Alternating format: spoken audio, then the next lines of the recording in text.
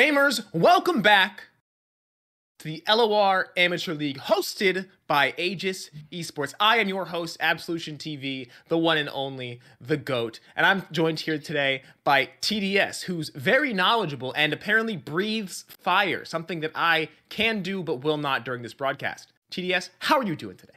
Yeah, I only do it against Hirsch, so I won't show it unless Hirsch appears sometime. But yeah, I'm really excited for tonight. Starting with playoffs, we will get the play-in, so a lot of great teams, a lot of great matches that we will get to see, and a new format, something that we didn't see in regular season. It's going to start today.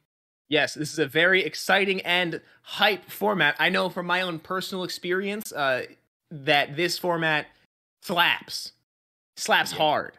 It's really great. It is All really right. great. Now, TDS, we are playing in a new format, in a new yet unsolved meta, right? There's still plenty of decks to be explored, interactions to find out. Do you think someone's going to be that guy and bring weird, strange decks today? So I'm glad that you asked this because since we come from the previous season, we had some really interesting things coming up in the previous season with this same format. One thing that stuck out to me is that the teams that ended up going the farthest had that at least one player that brought out a niche deck, like a really, really niche deck, one out of nowhere that even though it got some playing time or maybe not, it actually impacted some of the matches. And we were talking about this, about the one of the matches being a reverse sweep in the previous split. It actually involved one of the decks that I don't remember out of the top of my head, but it was something with Braum, I think, and it was such a unique deck that it actually was interesting bringing it up, and it brought a win for the team. So I feel like teams that are able to get much more variety into their decks are actually much more ahead of other teams. Yeah, I completely agree. I mean, you got to look at it. We're playing in a form of a pick ban phase, and when you're in a tournament, one of the big things as a player that you're looking out for, and if you've played tournament, you experience this, I've experienced, I'm sure you've experienced it, is what am I playing into, right? We've all had those moments on ladder where someone surprises you with a card that you didn't even know existed in the game, and you lose the game. And so when you bring that same level of surprise to a tournament setting, people might just ban it solely because they don't want to go into a match they're not prepared for. Yeah, and that's kind of the argument that I always see, especially when we are in regular season or things like that, where do you bring something out of the ordinary mixed up with the normal text so that you can force the pick and ban into your favor? Or do you try and just play the meta and see what does stick? Because one thing that I feel like in pick and ban, it's not often taken advantage of, in my opinion, it's utilizing those niche decks so that you have two really strong meta decks that you are forced to get banned away, and then you have that extra niche deck that if the player doesn't feel comfortable, maybe it's forced to ban, and then the meta decks are left open. So it's just mental games that you actually have to bring and can bring thanks to these extra decks or just new meta. Yeah, completely agree with you there.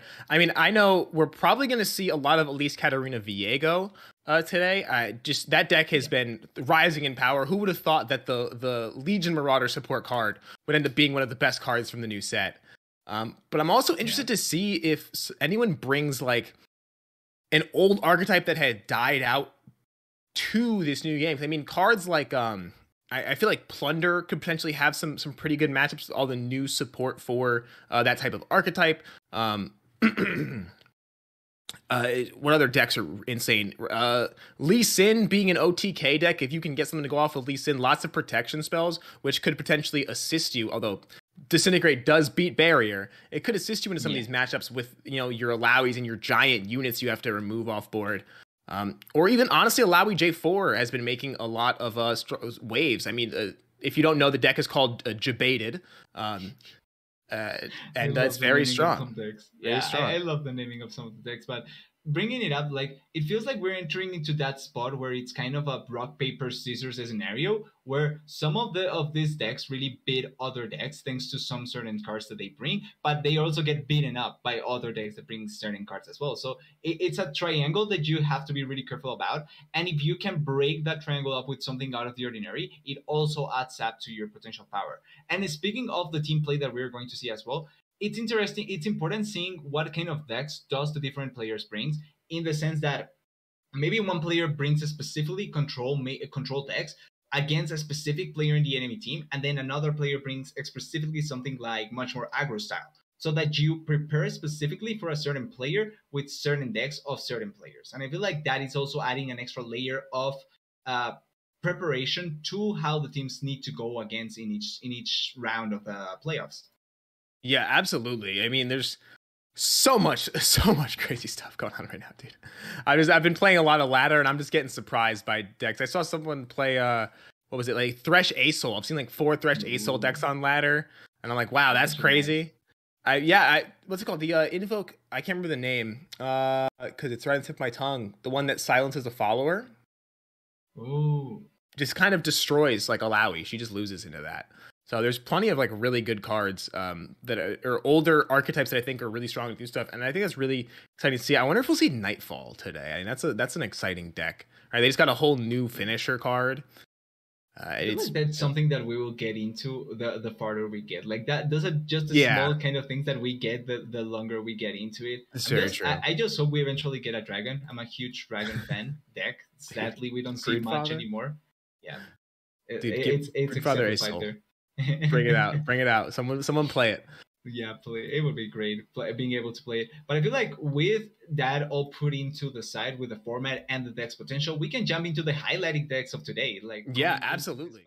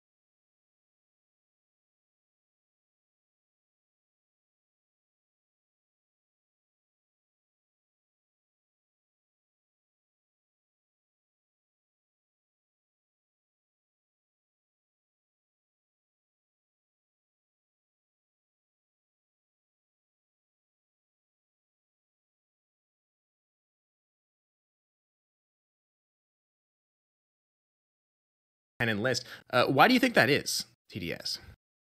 I'm trying to think if maybe it's just to add much more potential power to the champion instead of just going for the consistent recycling of cards. Maybe that would be the idea. That would make a lot of sense, especially because the Morn as a unit right now, it just kind of keeps going. You have to keep recasting. Essentially, it's a 2-mana body if you want it to block. So it potentially doesn't slot in super well. And the Dancing Droplet, however, is a very, very good card. I'm a big fan of seeing it in play. It's probably Dancing Droplet and Ari is probably one of the best card draw combinations you're going to find outside of like a Twisted Fate deck. Yeah, they fit quite well together, so it's no surprise that we are seeing just so many times that we see the Ari come out. Dancing Droplet just feels like it sticks perfectly with it. Absolutely, absolutely. And if we want to move on to our second deck we're going to be featuring here, you know it and you love it. Go ahead, TDS, take it away. Yeah, we do have from James, from Team Space Buggers, we have the Lurk deck with the Rek'Sai Pike. I was trying to see if there were going to be a lot of variations taking in with this deck, especially because there's, I think, a couple of new cards that maybe could have added an extra spiciness to the deck. But I feel like it's pretty straightforward, nothing out of the ordinary, the normal Lurk deck that I would love to see. And I think that against some of these much more control types, maybe this kind of lure deck can find a lot of value. So I'm not against it. I'm just surprised that we haven't seen much more mixed into it. Yeah, I agree, especially with the new cards that are going to guarantee you lures. It's interesting to still see the splashes of like Treasure Seeker or I mean even Rite of Negation, right? At this point we're at a point where you can consistently run at like 37 good lurk cards and essentially never miss lurk. So it's Yep. very interesting to see this weird split, but it might just be more teched into specific matchups that you're expecting to see. Blood in the Water, though, I think is a really interesting card to see to put in your list. Not that it's bad. It's just it's gonna be cool to see it get some play in a tournament setting because it looks like a very strong card. Yeah, like it feels like that card particularly will be played in one of the attempts to try and just finish the game. In my opinion, I feel like that is one of those moments where you feel like that's the best moment to finish off, and you just throw it in there and try and get the play thrown into. With the lurks, though, one thing that this at least screams to me or tries to tell me is that maybe it just feels like without adding anything new, this is going to be a consistently good deck to try and play, at least for the player. And if that's the case, like it doesn't necessarily mean that anything new it's going to make all decks bad, right? Like you can Mhm. still get a good performance with all decks, but it would have been fun adding something else to it. Just kind of how I see it with it. But I think that the deck will still perform okay in most instances. Yeah, I definitely think it's going to be able to beat down on some of those like those more mid-rangey archetypes, which have to they take time to get going, like your Alaois, things like that. They have to build up those tentacles. If you can force them to block with a tentacle, then it's just not as good. Or if you can just match how much they're going to scale that tentacle up, because that's one of the hardest parts of fighting that deck is actually removing the big green monster on the other side of the board that keeps growing by like +3/+3 every turn. Yeah, that consistent attack always becomes kind of scary. So I'm kind of really interested seeing how the interaction will end up being, and if we are going to end up seeing it in action or not. I feel like it's a deck that will have to be in consideration. But I think with that we can jump, just talk a little bit more before we jump into game. I don't think we have yet the game to start. Does not look like it. Oh, okay. We do have the draft, so we can jump Okay. into that. Perfect. Yeah, let's jump into the matchup draft here. I have these lineups picked. Now, this is the beginning of the new format you guys are going to see here. I don't believe we broke it down yet, but essentially the structure of this new tournament is going to involve both teams picking 3 of their players to go head to head with the other team. They're each going to pick 1 player to face off first. The losing player of a best of 3, right? The losing player will then sort of be eliminated and rotated out for another one of their team's players. The team that loses all 3 of their players first will be the loser. The winner, Yeah. however, does have kind of a challenge where they're consistently playing a large quantity of matches. So stamina is of the essence. And if you've ever seen fighting games do a similar structure to this, you'll know there's a lot of thought that goes into who you're sending in first. If you look at team open passes, opening lineup, it is just good stuff. Yeah, the start is actually really good, and this is the kind of deck list that we see that can actually fight quite well against a lot of the things that it's been thrown towards them. It is control based, but I think that it's really good to see the variation in certain instances, and maybe with Karen the Mage can just go for a 3-0 and force off the side of Team Space Poggers, which we have seen done in the previous turn in the previous season. So it's always fun seeing how does the matchup develops in which player does end up winning, which player do you send out first, if it's the best, the worst, or if it's in between, right? Because you do not want to show everything out of the bat. So it's going to be interesting. Yeah, it definitely. I mean, I do like the pick of sort of taking a lineup of semi uninteractive expected decks, right? I think that the what is that there? That's Caitlyn Trundle is probably the most unique, and it could potentially just be a deck that's there to draw a ban. If I'm looking at the list here, this appears to this is a Revna Timelines deck. That makes sense. So yeah, it's a Revna the Lore Keeper Timelines deck, which again, that's gonna actually be a pretty cool thing to see.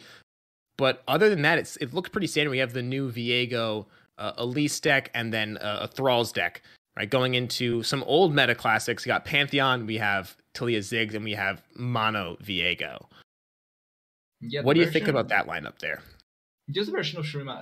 I think I like it much more the more that we see it. I like it much more the Viego Elise version. I think that it Mhm. just kind of fits quite nicely with each other, and I think that the damage value that we find with each of them just kind of sticks well. And I've taken a liking much more than just the mono vehicle that we saw previously. The Thalia 6, I am a fan of it in the way that it executes, but I feel like it often falls into a time frame that needs to be executed.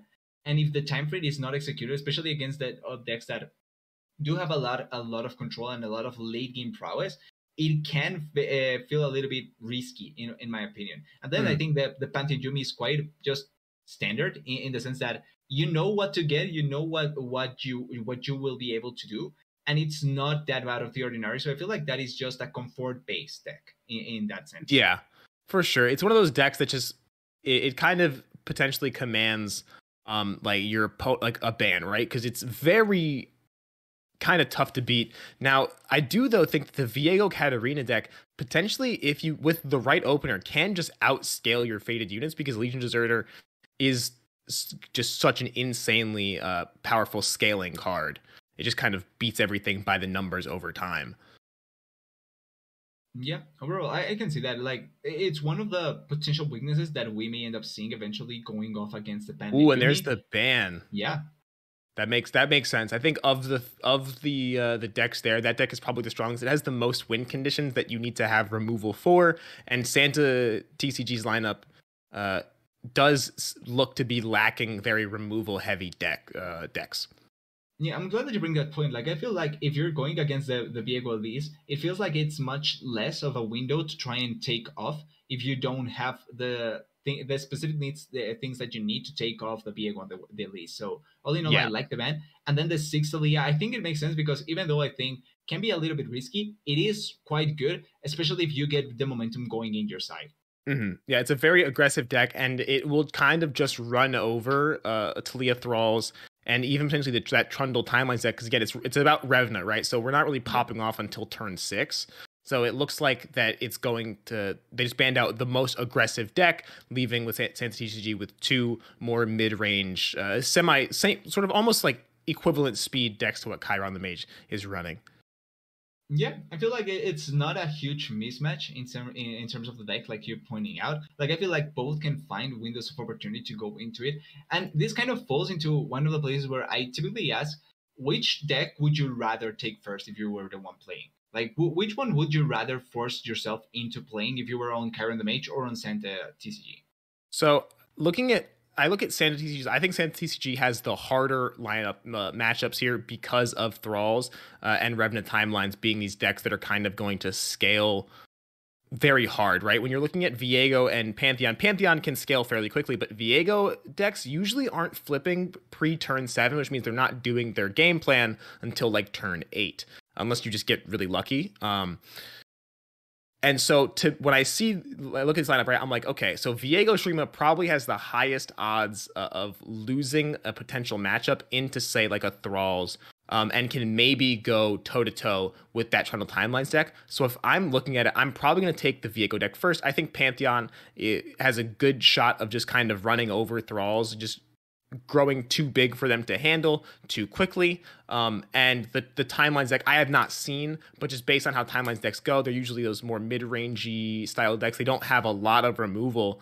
So I think Pantheon will do fairly well into those. I think that's your best matchup. So I would probably take the Viego Shurima first if I was coming in from Santa TCG's perspective. Okay, I like the idea. I feel like it really presents the right solutions into what both kind of bring, because I do agree. I think that the Viego feels like the better option to take first. It feels like if you are able to get through with the Viego part, not saying that Viego is necessarily weak, but if you're able to get over him in a sense, then you can go with a much more consistent Pantheon Yumi. Yeah. Typically just is able to get, if it's in a 50-50 situation, you can be either in the 50 one time and then on the 50 in the second time. Exactly. And that is positive in a sense. Chiron the Mage, I think that opting for Chiron the Mage, opting into the Thralls first, I think would be the play for him. Just because I feel like if you can get that first win with the Thralls in an easy manner, then you will have as well the window of opportunity with the Caitlyn Trundle. And I think that it's another way of playing that I can see Chiron forcing here. But the matchups at least look potentially interesting, because it's not like it's set in stone who can win each matchup. Yeah, for sure. Both decks are kind of the type of decks that put your opponent on a very specific clock, right? And you need your combo pieces to get that clock on. And so it's going to be a lot of it. I think these matchups are going to be decided in the mulligans phase, right? In how good your opening hand is versus your opponent and who can get their pieces moving first. Because I mean, a Viego deck, if you manage to snag a Viego and a Camavoran Soldier in your opening hand, you're cooking. You're good to go. Like, you don't really need much more. Same thing with Thralls. If you manage to snag Frozen Thrall on turn 1 and a couple of countdown cards, then, you know, maybe what's it? Promised Future, is that the card, I believe, that doubles up? I would need to check quickly, but I think it is. Just in case, I'll check. You guys know what I'm talking about in chat. You know we've all seen it and lost to it. So kind of the same thing, right? It's very much a my mulligan wins the game type deck. So I think that's going to be a very interesting match, especially if both players don't hit their nuts mulligans and we have to just kind of watch them play this weird draw game. Yep, and it looks like that's what we're opening with. Yeah, hey, we called it perfectly. Yep. I take it. We called it. Good job. That means we're good at this game. Yeah, if that's what it means, I'll take that. But yeah, looking at the starts though, like starting already, I feel like Santa TG having a really nice starting potential. Yeah, here that's a even really going good hand. For damage. I really like it. And Karen the Mage feels like needs a little bit more. Like we talked about the potential throws at the start, but not necessarily having quite a lot. Although putting down the throw, which is quite nice.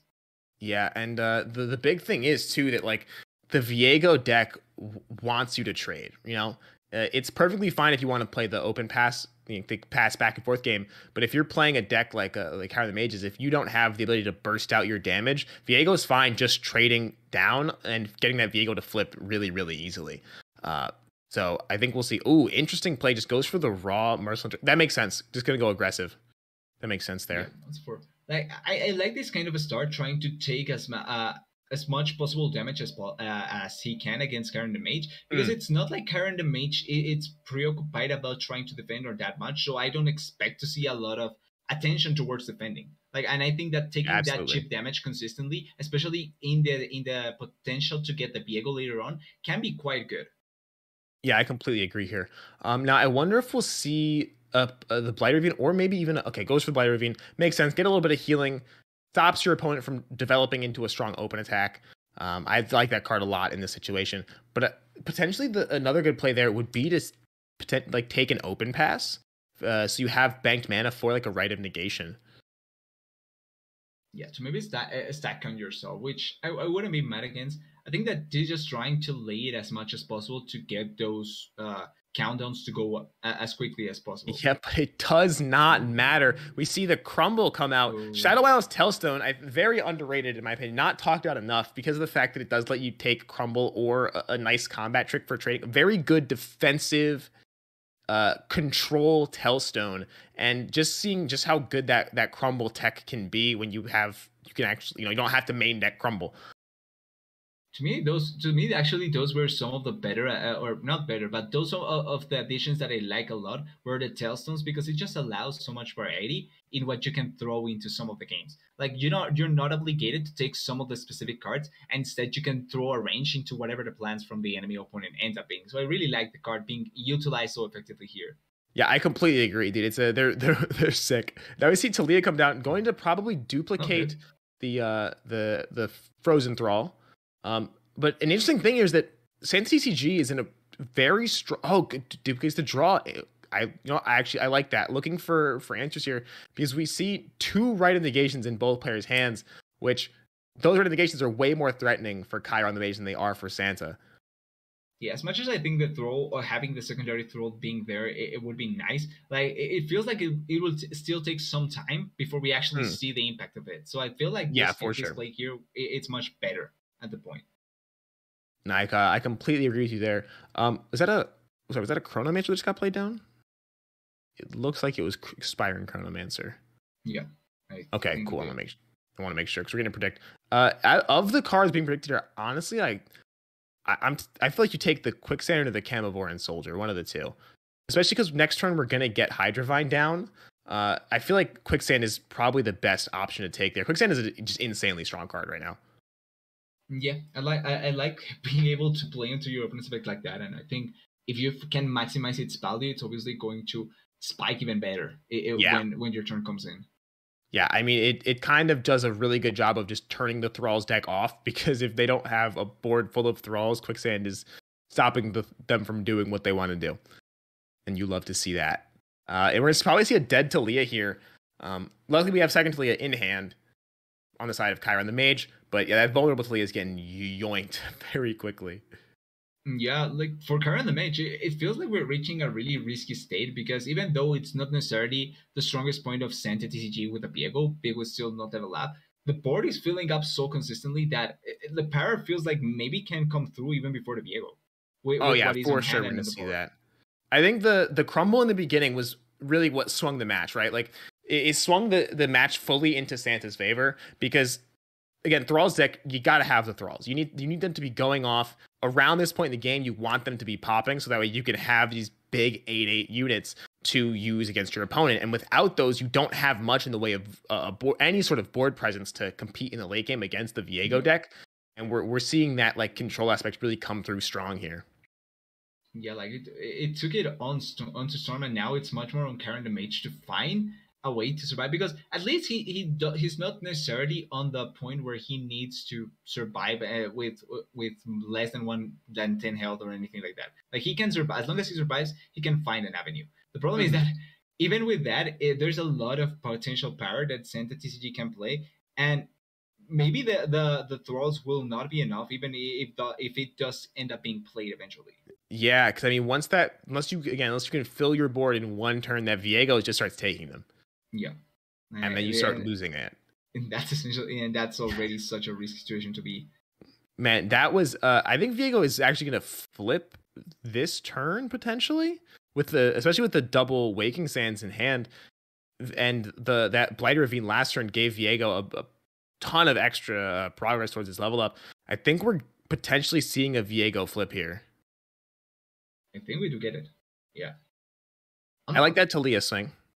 Yeah, you still do have the extra Talia in hand, so it's not a bad option to take into at this point, even though you don't get the full attack, but you still have a lot of options, like even getting another extra Talia. Yeah, exactly. Like you just kind of throw her at your opponent, hope that they will make the block. They have to lose some units, but again, with that Viego deck, like those blocks are scary every time because you're just pushing Viego closer and closer towards that level up, which is what you don't want to see, especially if you're playing Thralls.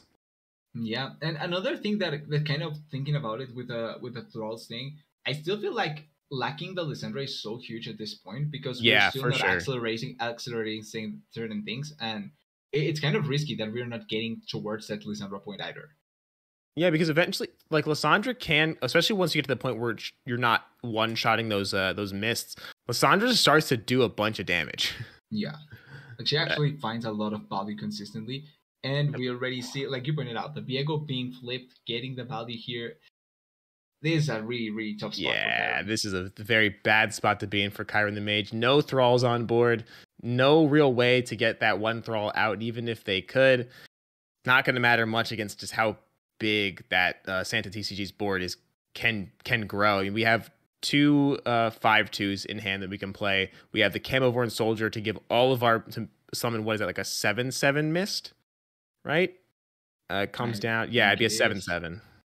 Yeah, I don't know what you do here. You could have to block Viego or the Hydrovine. It's not looking too good. Yeah, like even if this turn doesn't necessarily turn into a huge loss for the side of Karen the Mage, like it's just setting up for in the next 2 turns to be over. And that's a really risky, a really bad thing to play against as Karen the Mage. Yeah, I completely agree. I mean, it's just essentially, I don't know what tools the Thralls deck is going to have to handle this right now. We do, however, see the 2-drop and the new the card that advances all your landmarks by 1. So we could be seeing the double Thralls come down next turn, but it's not going to matter too much when you see that those mists are also going to be 8/8s. Yeah, like it has to be such a huge swing in the next turn to try and make it favorable once again in Karen the Mage favor. Like, yeah, he needs to find a really huge moment. For sure. Blocks with Talia. Interesting. This is actually, I don't hate this. think it's a pretty decent block here. Yeah, you do. It's throwaway cards, and you get the value from the block. Still having another Talia, so it's not impossible to put to turn it around in this moment. But you have to turn it around right now. Yeah, you essentially have no choice. Oh, okay, I see what we're going for here. I like this. Yep, I like that a lot. Gonna create the other Frozen Thrall. Okay. Santa TCG goes, okay, cool. I'll put second Viego in hand. Now, this plays like that sometimes are really good baits, because you can potentially draw out a card from your opponent, and if you do, then you know this turn, okay, they're gonna remove my Viego. That's kind of their game plan, right? If they cancel that, because that Viego is such a big swing card. There it is, the 3 big old Thralls going in for the full swing, and yeah, you're just kind of gonna get blocked down. Yeah, like even you hate to see that on this if you're on the side of Chiron the Mage. I mean, actually no, because we do have our right here, and we're at 10 mana, so we can't just burn a mana gem. Oh, okay, no commitment on that Vengeance. Interesting. Maybe waiting for something later on in case it comes down to just deny completely. But I feel like this is the spot, right? Like, there's nothing else after this that you should be worried about, in my opinion. I mean, yeah, Chiron the Mage is presenting lethal here. And although if you drop that Vengeance, I believe that he would lose 5, 6. No, I think he would still win the Rite of Negation off. Right? He would have the mana. Yeah, even if Chiron plays 1 right, he doesn't have the mana to play 2, which would then give Santa TCG the right in response, which would win the game here, I believe. Yeah, I think there's barely anything that I can see from Chiron the Mage to not allow for Santa TCG to just get the overall win in this turn and then later on in the game. Potentially an Entomb might do something. Do you throw Entomb here, 3 Sisters? Yeah, you would have to Entomb now, and just say, okay, there goes third Talia. I'm out of my champions, but I still have 1/8/8 and a turn. Which, I mean, if you're gonna dock for hit him for 8 damage, that's a pretty big turn. I'm not gonna lie. Yeah, that is true. It is a good attempt at turning around, and you do get quite a lot of damage. There's the first right. Yeah. And there is the right in response, which you gotta, if you're Chiron the Mage, that's gotta be a really strong feels bad moment. You use pretty much all of your damage off of that 1 Rite of Negation, and you're just gonna deal 8, and next turn lose your Thrall and get blown up. Yeah, it's throwing out your power, it's throwing out as well resources to try and protect it, and still losing on the trade must be so harsh on Chiron. Yeah, it's gotta feel pretty bad at that point. And the second Hydravine, I don't know how you come back from. Yeah, there's no way. That's lethal. That's gonna give the first game to Santa TCG on the Viego deck. Very interesting. Now, Chiron the Mage does still have Thralls open, and this was definitely not the best showing for a Thralls deck. It's like the deck can go way faster, way stronger. So it's gonna be interesting to see where this goes from here. Santa does have access after this to the Yuumi Pantheon list. So it's going to be very interesting to see how that does into these. Which both of us thought was the most consistent one, right? Yeah, for sure. I think it's going to feel really good having that option there, and kind of forcing, the Thralls deck to be on that clock if you run into it. But potentially, we may even see the switch here.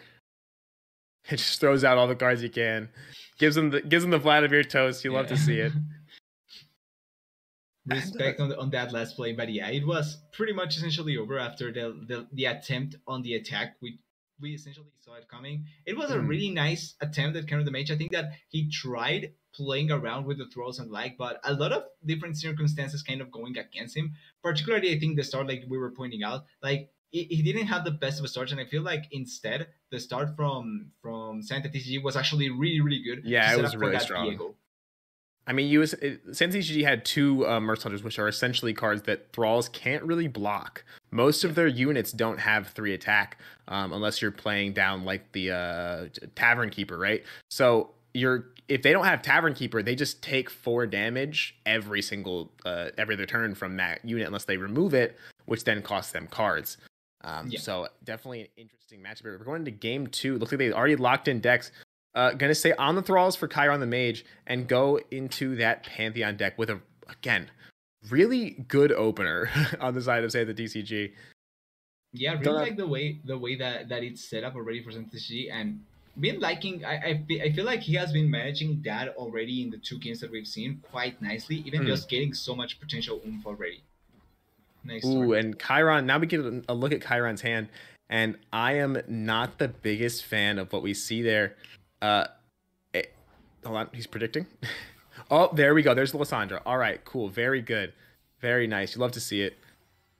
Good. I was gonna say there's no Frozen Thrall in there, but we do see what I think is probably one of the best cards for this deck of the whole entire expansion, which is I believe it's called Sands of Time. This new 6-mana burst speed card that essentially lets you, if you have 8 mana saved up and 1 copy of, and we do see it, the predict countdown 2, you can just count down 6 ticks off of your thralls at uninteractable speeds. Yeah. It's kind of insane. It's kind of it feels like it's legitimately cheating the timing onto some of these thralls. So it's quite nice to see, and if executed correctly, it can just amount to such a huge setup for Chiron the Mage. And we're seeing also the Promised Future in hand, or gosh, I can't remember what it's called. The card that's going to make this pop out 2 thralls. But on the hand of Santa's, on the side of Santa CCG, we see a Zenith Bladed White Flame and a Zenith Bladed Saga Seeker. Forget my card names here. Yeah, and there's the Sands. It happens on cast. It happens to the best of us on cast, so it's bound to be the case. But I do like that Sands of Time play there. Very good. Turns that big attack into essentially nothing. And now we're gonna see that Thrall pop out next round. Yeah, that is a really good turnaround. Maybe not turnaround, but good setup that Chiron the Mage found after the first turns. Taking a little bit of damage previously, yes, but for this kind of set of decks, like taking that initial damage, if it's cheap damage, it's not enough to be scared as a Thrall player. So I really like the way that he set up already for that huge Thrall coming up soon. Oh, I just realized that Instant Sentries is not fleeting. That's insane. That is not find a lot of value. Wow, so now he can essentially that turn defensively play, this turn go into Promising Future, and then Instant Sentries to burst out 2 thralls and then open attack with 2 8/8s. That is such a good setup by Chiron the Mage. That is a very good play. I did not know that it was not a that's wow, that's insane. And we see another Frozen Thrall in hand in the form of the new 2-drop, as well as the Talia. So looking very, very good for Chiron the Mage right now. Yeah, like that by turn 7-8, that is going to be such a huge board presence from Chiron the Mage that I think CCG maybe will not have enough power. Like, he does have the Pantheon at hand, but it's obviously not a turned up Pantheon, and it's still lacking a little bit of that resource, those resources that will make him strong. So will be kind of hard for Chiron the Mage to not be in a huge advantage coming into the next turns. Yeah, I mean, if you're saying CCG right now, you're looking at essentially at a hand that says, hey, I'm about to pop 2 thralls on you. What are you going to do? This one turn is essential, right? I love the Cataclysm here to remove the Lysandra from board, because that will flip Lysandra, and then the game gets very hard. Yeah, and this is something that we did see in the previous game, how the lack of Lysandra was important. So taking it away at this point, I like the idea. Even if it does cost a little bit of resource, it's still valuable resource that you are able to spend here. And I like that it still leaves the mana open for that Concerted Strike, or to play like a Guiding Card or something here. Because again, you know you're going to have to deal with 2 thralls this turn. Oh, wow. Okay, going for the Talia. I like this. Maximizing, maybe. Yeah, that makes a lot of sense to me, right? You have 2 Tavern Keepers. You can take some hits. Chiron the Mage taking some very interesting and good lines here. Yeah, it's one of those situations where it does feel kind of risky in the sense that you're taking damage, but it's still not lethal damage. So you are able to afford some of those. And especially when you're sitting on that right of negation there, you're like, okay, I'm not afraid of a rally, right? Like, if you have 2 rallies, sure. But what are the real odds of getting 2 rallies? Oh, and we're going to see, is this a Frostbite or an Entomb here? Most likely going to be, the Frostbite. Yeah, I like that. I like that a lot. Even very good. Even just further denying some of that potential damage to come through. So, and it still has enough mana to spend here to get the most out of the thralls. Yeah, exactly. Which again, this is kind of a insane line. We're gonna see the duplicate is gonna make what's that 4 thralls in 1 turn, potentially here, unless they take the end round. Okay, goes Broadwing. I like Broadwing is such a good card, but at this point in the game, how wow, another open pass from Kyron the Mage playing super duper defensive. This is really interesting to me. Yeah, is he waiting for something else to come through, or does he want to go for the complete open here so that he can force the attack right now? I Right? feel I like feel maybe like that's the idea. that would make sense, right? You drop the Talia, duplicate that landmark. You can then now have the ability to advance both of them in the same turn. At essentially, it is going to be slow speed because you're going to have to drop the Clockwork Curator here, but you're going to be able to pop both of them, one with the Promising Future if you want to use it, and the other with the Curator. Very Yes. interesting to see here. So it was just maybe the long con to try and get the most, like a surprise attack, but the most out of that attack in that Okay, sense. gonna go for the Predict instead, and we see another copy of Same Time, another Talia in hand, and another Frozen Thrall. Yeah, but I'm seeming to it like that is so much that he's Okay, doing. yep, Yeah, there it is. there is the combo. Yeah. So Yeah, he I was trying like to that a get that lot. surprised. Yeah, was trying to get that surprise attack from what it seems. Definitely. And I mean, now if you're Santa, you kind of have to block here. We do have mana up for Hush and Concerted Strike, right? 2 spells that are going to be very, very effective at dealing with this problem. Yeah, which at least for the side of Santa TCG, it's resources that you have to spend to try and stop this. Like this is such a big attack that even if it's not a game winning, can lead you into a spot where it's really really difficult to recover. Yeah, for sure. Interesting choice to not go with the Concerted Strike because Concerted Strike is going to remove the Talia and the other Frozen Thrall from play. It'll remove 3 units on your opponent's board. I think that's a very good Concerted Strike if I'm in the seat of Santa TCG here. It was interesting to see him take that thought. I wonder what other lines they were looking at.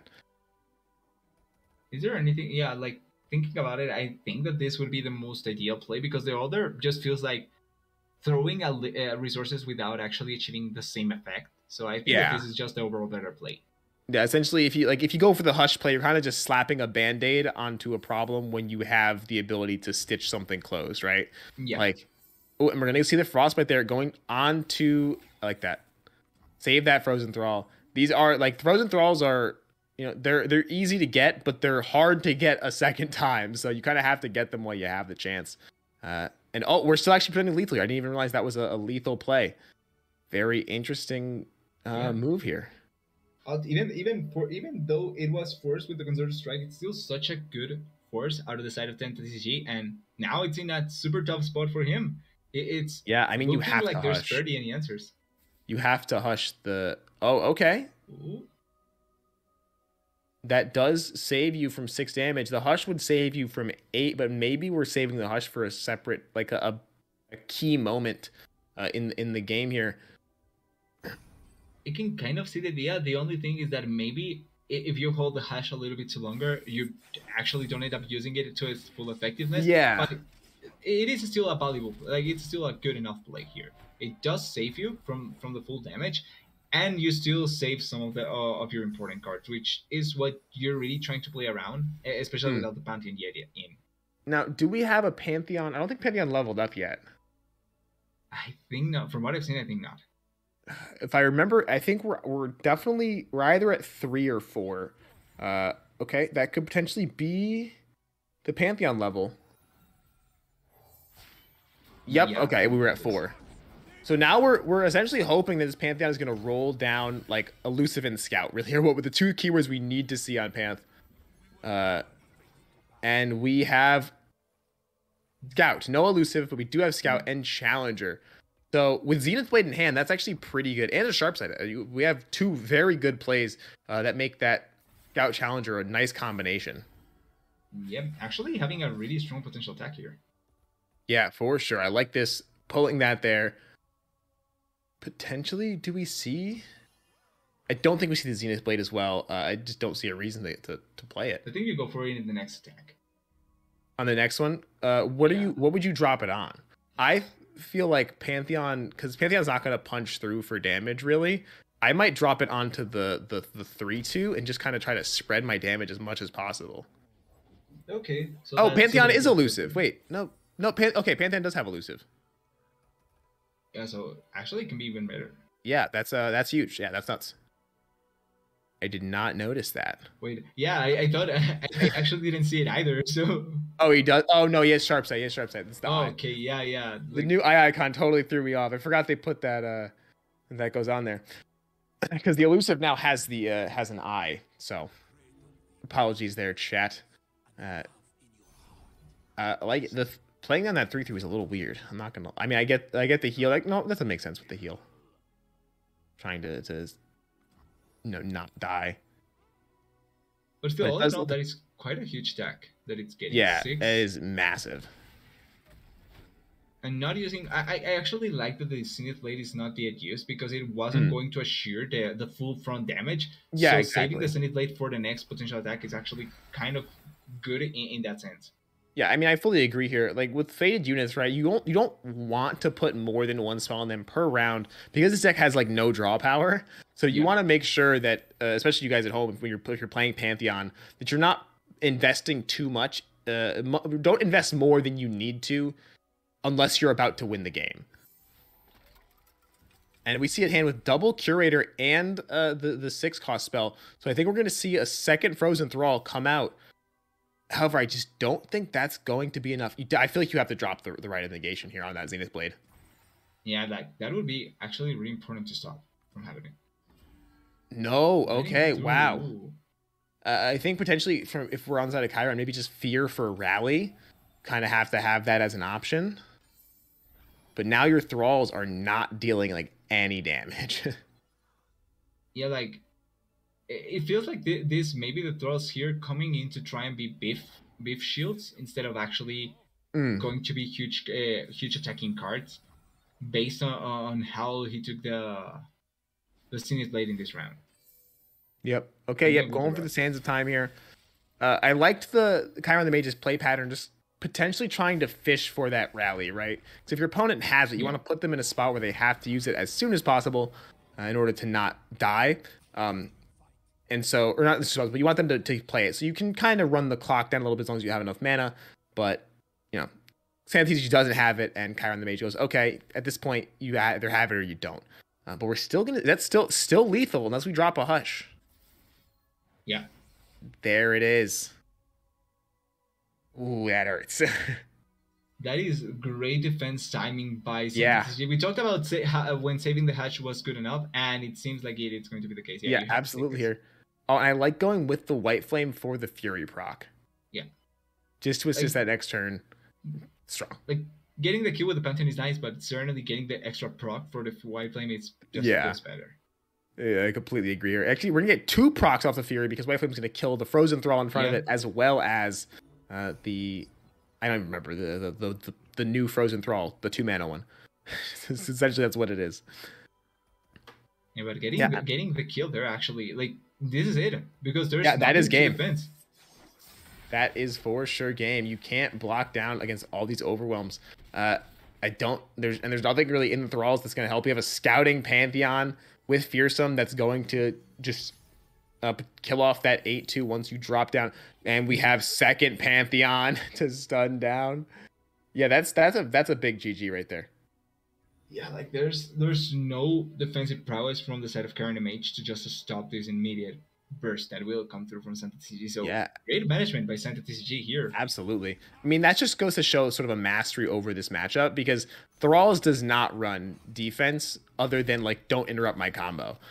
So it has no ways to deal with units, your opponent's big units. It definitely gets folded by these decks unless it can burst out super duper quickly, which I feel like Chiron took a little bit too much time in those few earlier turns going for that play, right? Trying to go for the big plays. We did see a really massive 4-drop on the Thralls, but at that point, we already had a whole bunch of big faded units and a handful of cards to just sort of deal with what you were trying to go for.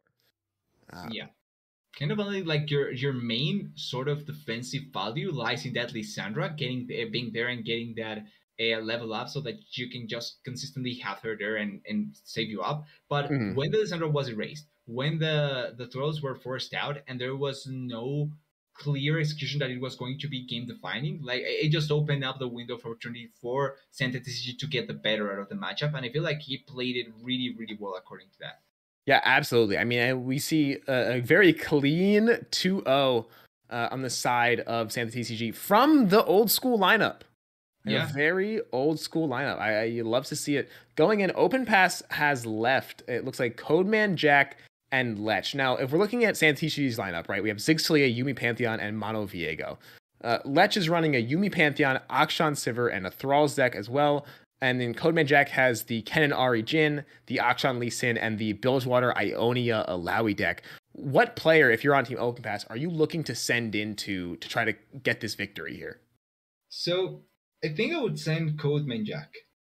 And I think that looking at it from my side, it feels like he would have as well really good decks to play around after the match if he wins, as well as I think he has really good answers, or at least good enough answers for something like the Piego and the what was the other one? The Pantheon Jumi that was played Mhm. around here. We didn't see the other one, but I feel like there's good answers here and there that can be mixed up, and I feel like for the next matchup, he also has good enough decks.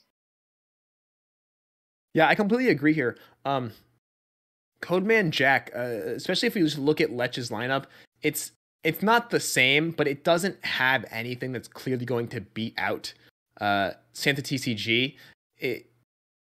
But whereas you look at Codeman Jack, we have like Alawi, right? Alawi Bilgewater Ionia is very good. Tentacle Slam is an insane card into a lot of decks. Like it's kind of crazy. You have plenty of protection spells for those tentacles. You can kind of just win off of elusive, and Santa TCG has no way to answer elusives outside of if you ban out the Talia Ziggs, you have one deck that has quicksand.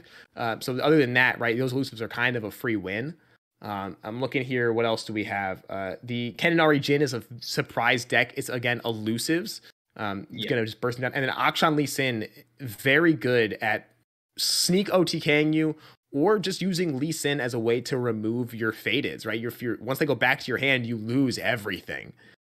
So Yeah, I like think the we first agree value is there. quite good.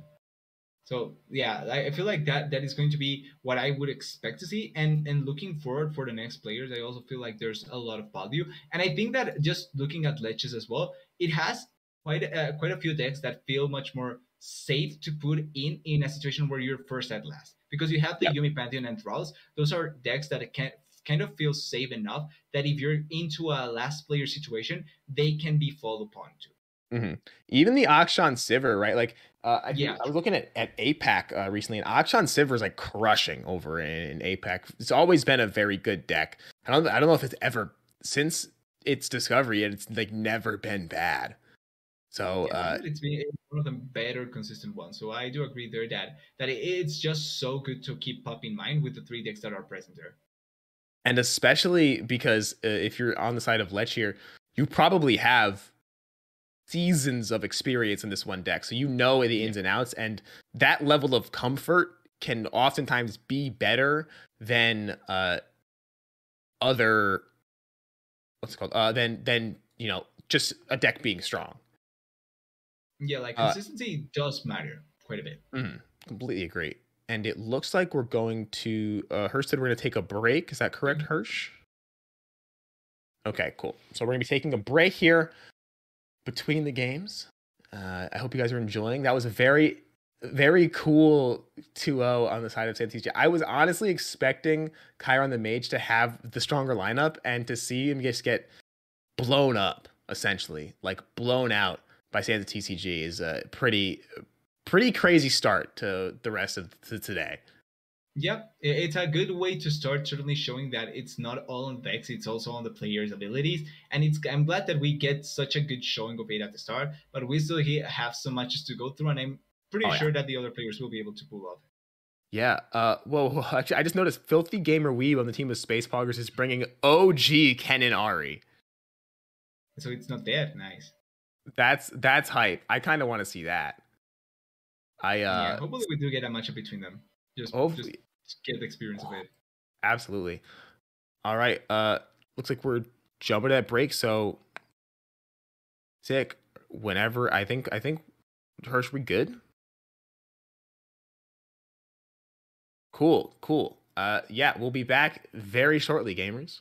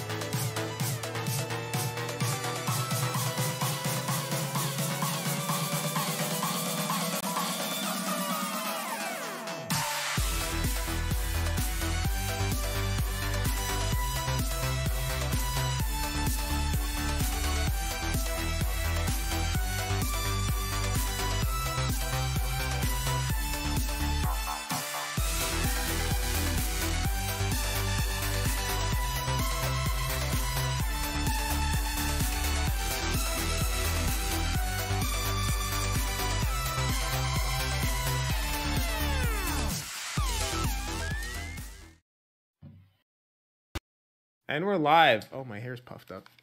I actually wasn't ready. Wow. Would you look at that? All right, gamers, welcome back to LOR Amateur League, brought to you by Aegis Esports. I'm once again your host, Absolution TV, joined today by the amazing, talented, fire-breathing, although I've yet to see it, so I'm starting to not believe it, TDS. I'm not allowed to do it. Hirsch told me not to, so I cannot show it. But I can. I can assure you that I can. It's just not going to be shown. Okay, perfect. You'll have to show me after the match is off of stream. Then I will tweet out a confirmation on your ability to breathe fire. Seems perfect. Seems fair. Perfect. Yeah. So last game, TDS. Just what were again? Let's fill everyone who's joining us for the first time in on what went down. Go ahead. What were your thoughts on the last game between Santa TCG and Chiron the Mage? Okay, to make it quick, we had Santa TCG on one side, Chiron on the other. Mm-hmm. They went into each other head to head, and Santa TCG won 2-0. We had Sixtalia and Yumi Pantheon. We had Yumi Pantheon and Diego Sixtalia was banned on the side of Santa TCG. We had from the side of Chiron the Mage, Elise Viego, Thralls, and Caitlyn Trundle. Elise Viego banned away. And it looked like there was a good chance for Chiron the Mage to perform well with the deck list that was given to us. But it's not only deck list, it's performance in game as well. And Santa TCG certainly performed up to expectations with how he did and took the 2-0. And will be coming back for the next round. Yeah, absolutely. I mean, just dominant performance from Santa TCG, right? It was like, so the games weren't even close. I don't want to be that guy, but it was a for sure just absolute outplay at almost every step of the game. Granted, Chiron the Mage did take Thralls 2 games in a row with some pretty mid opening hands, which if you're a Thralls player, you know is kind of a sign of certain doom. But yeah, it was really strong showing for TSP, Team Space Poggers.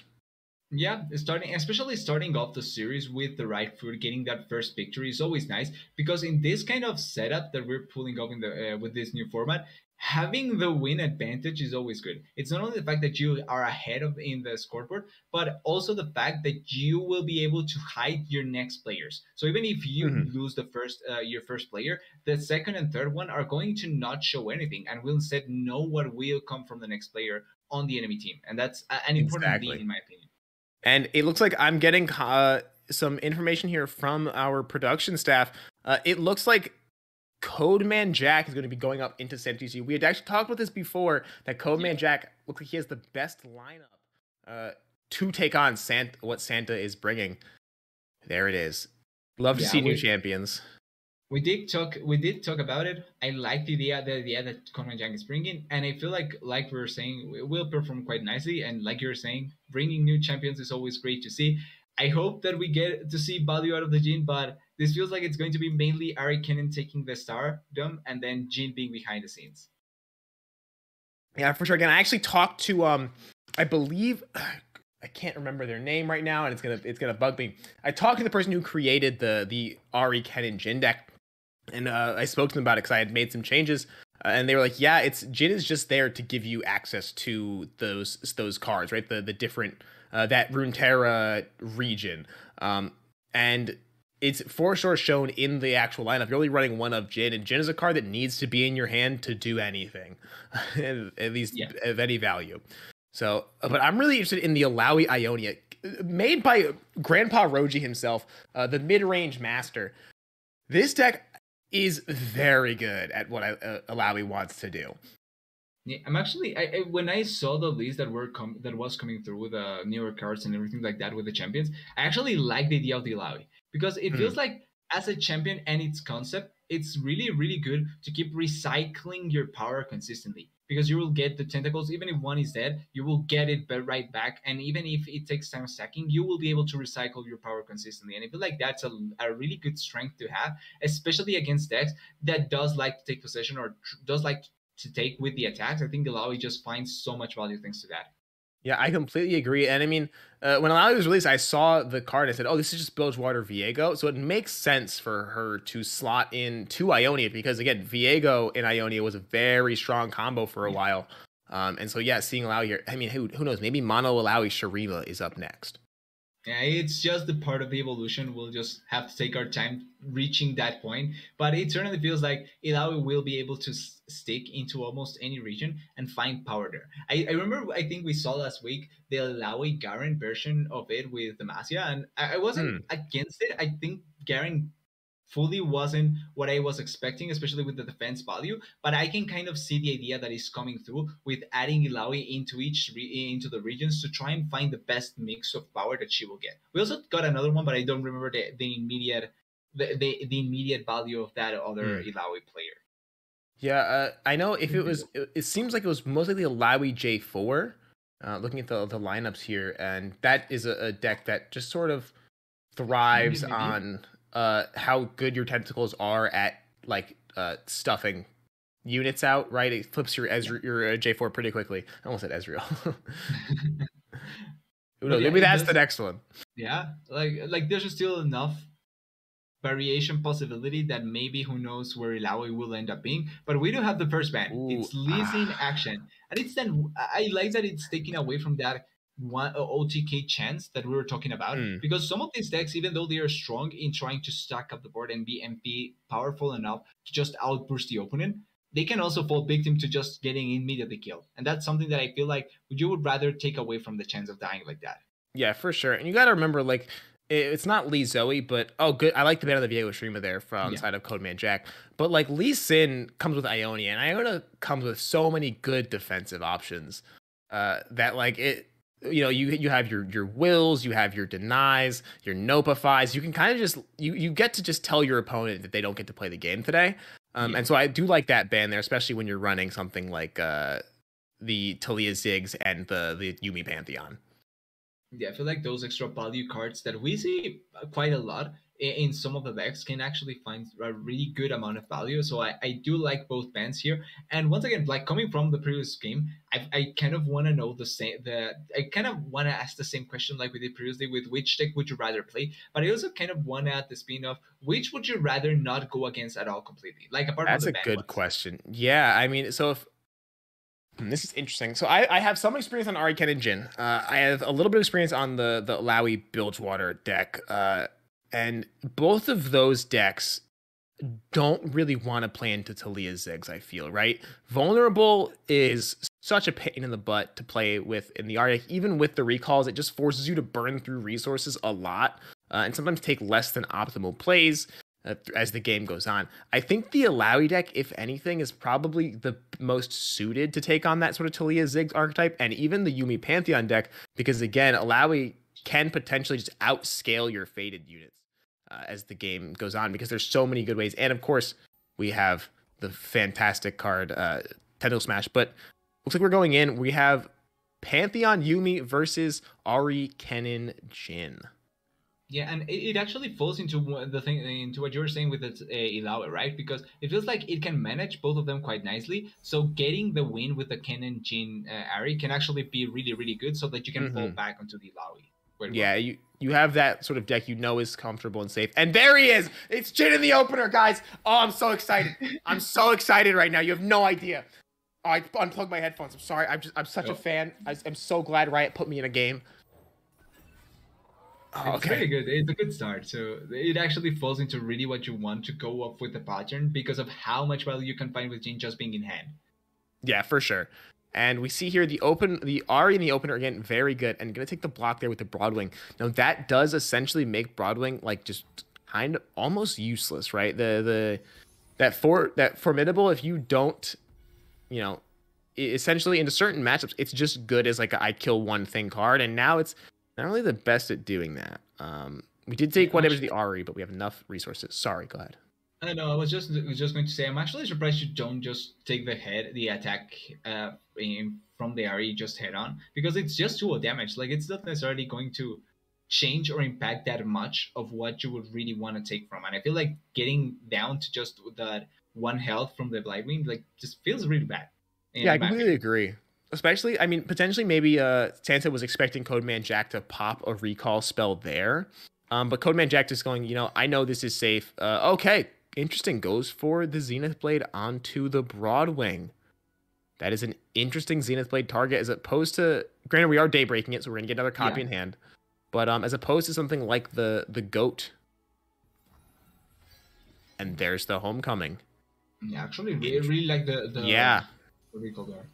Yeah, I like that too. It kind of just shuts down the entire turn from Santa. We don't lose the Broadwing, but we essentially have to replay Broadwing and Zenith Blade. So we're losing a copy of Zenith Blade, right? Like, we Yep. only have so many. In a sense, though, I do think that at least getting the recall from the Brightwing does mean that you will get the value back, which, all in all, you do kind of value that as well, coming from the side of Santa TCG.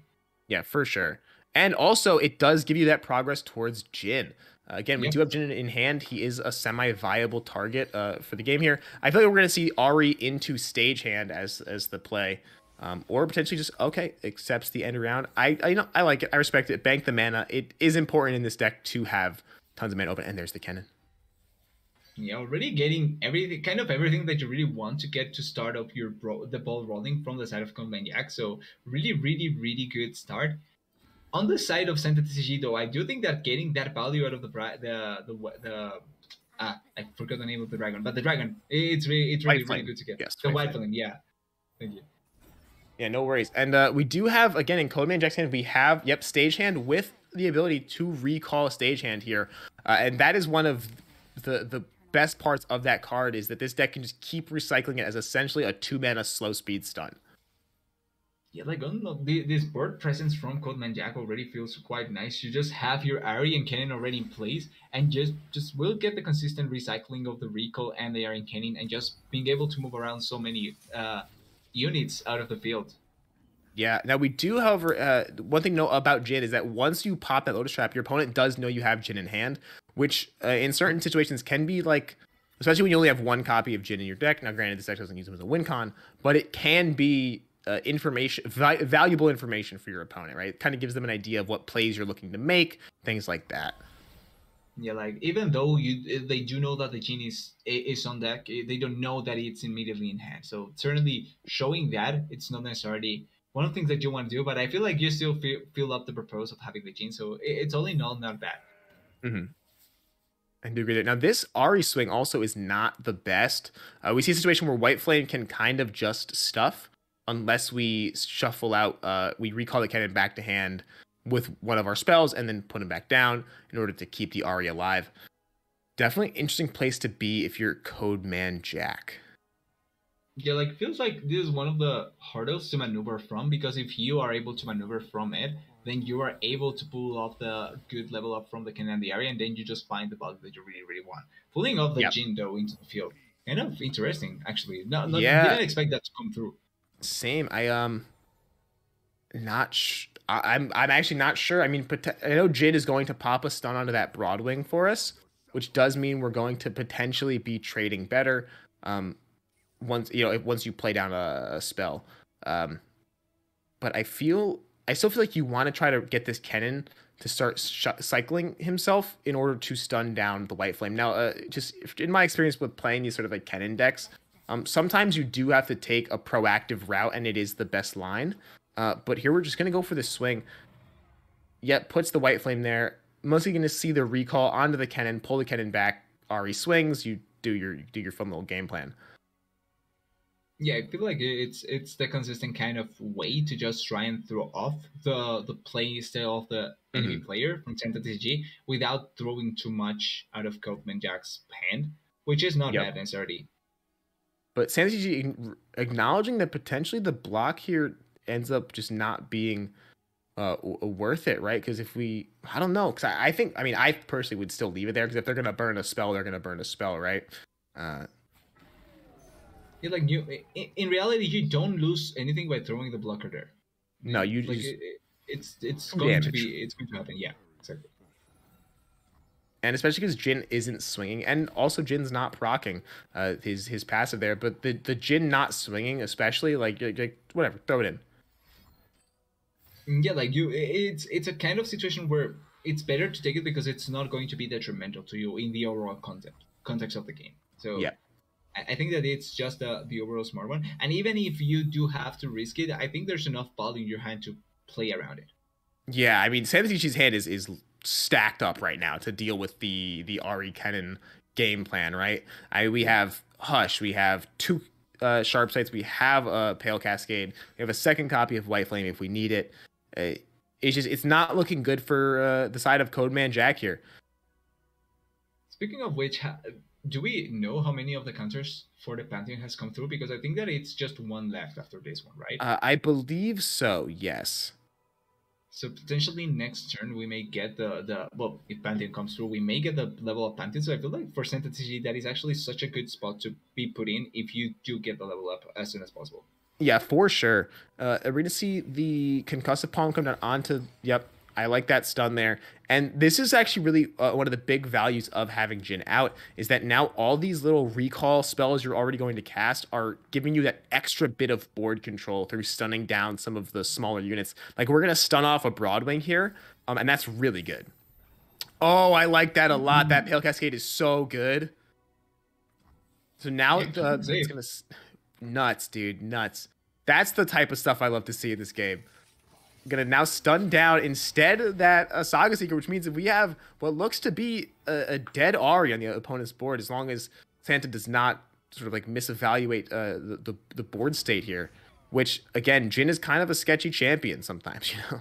So yeah, that is true. Like the interactions that Jhin can pull off are still something that it's kind of funny to see. So it can be a fun situation to see, but all in all, I think it's fine. Ooh. Yep, I like that pull a lot. It can be easy to go and opt to pull like the Ahri or the Kennen, but pulling the Jhin there, first of all, if they want to recycle that Jhin, that's a huge redevelopment. They lose a lot of tempo by doing that, and it's the only Jhin in the deck, right? You remove that Jhin, Jhin is gone.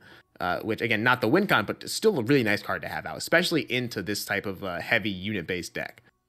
Yeah, and it's kind of like what you're saying when it's good to put it there. It's not detrimental to lose it, but if you do try to save it, you lose a lot of potential tempo that you can play around with. And for this kind of deck, can be not risky, but can be quite bad because you do want to get the Ahri and the Kennen to keep rolling, even at the cost of the Jhin dying. I feel like you value much more the Ahri and the Kennen overall. Yeah, for sure. Okay, I like that play. If we're gonna save the Jhin, recalling the tails to the hand so we get an additional stun is definitely the way to do it. Yeah, like it's not losing the overall value, which is fine. Yep, and I do like that's one of the big things that makes Homecoming so good, or even cards like Noxie and Fervor in like control setting, is that I'm able to block down 2 units through removing one of my own and one of yours, which is nice. Yeah, and now we do have the Pantheon on one side. It's still, I think, not level up yet. I don't believe so, no. So not getting the full value, but it's in hand. So as soon as it can, Santa Tsushi will get so much value out of it. And I believe our Jhin is about, I think about at 8 or 9 procs towards level up, which means I don't believe there's a way for Jhin to level up this turn. Ahri, I think, is at, I believe she's at 4 out of her 6. And Kennen is just nowhere close. Yeah, Kennen will take some more time, certainly. And definitely on the side of Coleman Jack, these draws have not been the best. We haven't seen a single copy of Droplet, which Droplet is super essential for this deck, right? Because that's how you need to have enough draw power in this Ahri Kennen deck to keep your hand full of reactionary tools. And we're just not seeing that, and we're seeing just how detrimental that can be.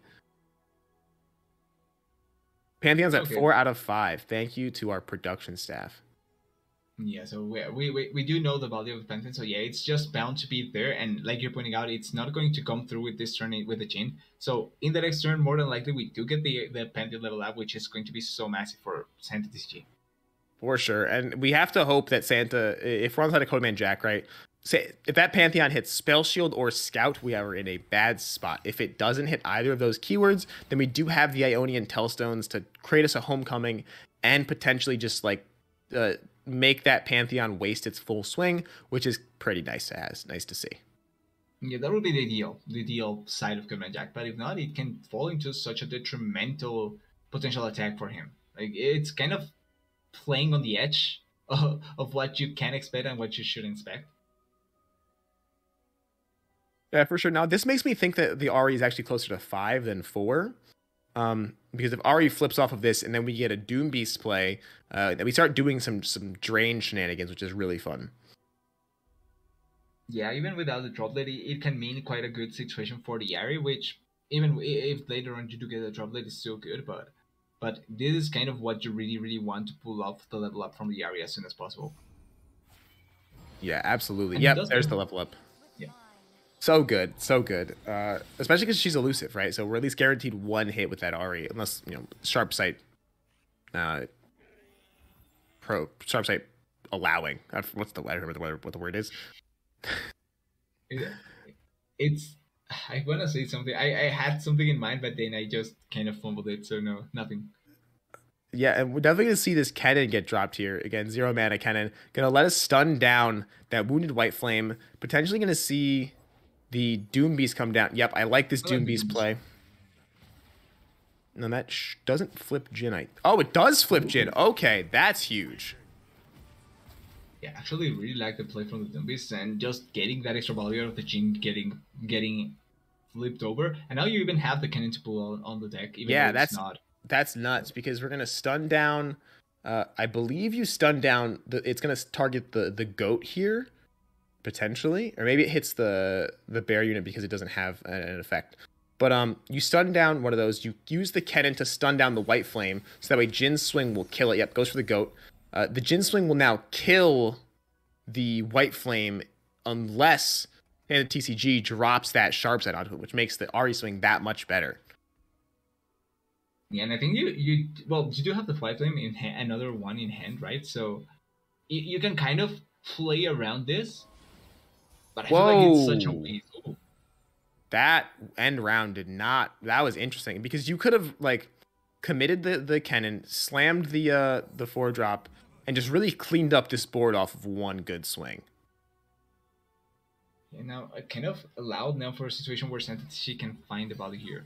But we still have the cannon though, and you now do get the droplet as well. So Yep. Maybe you can play around this. Yeah, the droplet does make the Ari swing that like really strong because you can put elusive in the front and the back of your board here. But still, I think it was a missed opportunity to just force cards on the side of Santa TCG. Yep, and then now we have to play. First of all, Penny's gonna level up. We have to drop our either our homecoming or our twin disciplines here, and both of those are cards that you are really valuable to have. Kind of think you have to throw I think you have to throw the twin disciplines. I think.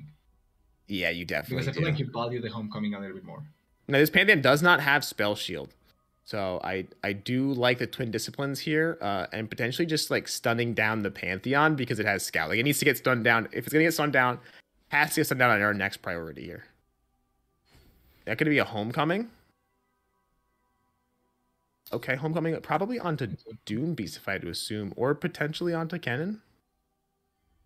I feel like it would fall much logically into the Cannon just because it's not the biggest target. Yeah, you cost 0 to replay it. You do get a second stun card here. But now Pantheon gets to reroll. The big thing I don't like about this is that while you do have to redevelop the Pantheon gets to reroll their keywords, which Elusive and Scout are insane. Nuts, absolutely nuts ones to have. But Santa can just play Pantheon again. Which is it's just it's bound to happen, and it's going to be the better one. Yeah, we're gonna which keywords. Okay, just got the Scout Quick Attack and boy, Scout Quick Attack, Overwhelm, and Lifesteal. That is not what you want to see. That is a Pantheon that needs to get stunned. Yeah, it feels like it's bad. Yeah, it's going to happen. Yep. Goes for the 0 mana with the stuns there. And then Jin's now going to hit that 3-2 again. Or does it hit the 2-3? Actually, it might hit the 2-3 because it's the... Yep, okay, the weakest power. Yep. Stun that down. Stun down the Pantheon. Pops the barrier. But now we're still dealing with a very scary board on the side of Santa TCG, even with both those stuns coming through. Yeah, like the attack is still good enough that you can pull up here. I think you can maybe... Wow, are we just gonna take...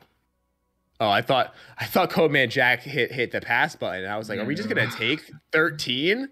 This is crazy, Runeterra, dude. Yeah, no, I think in a sense I wouldn't be mad against throwing away the cannon here, if I'm honest.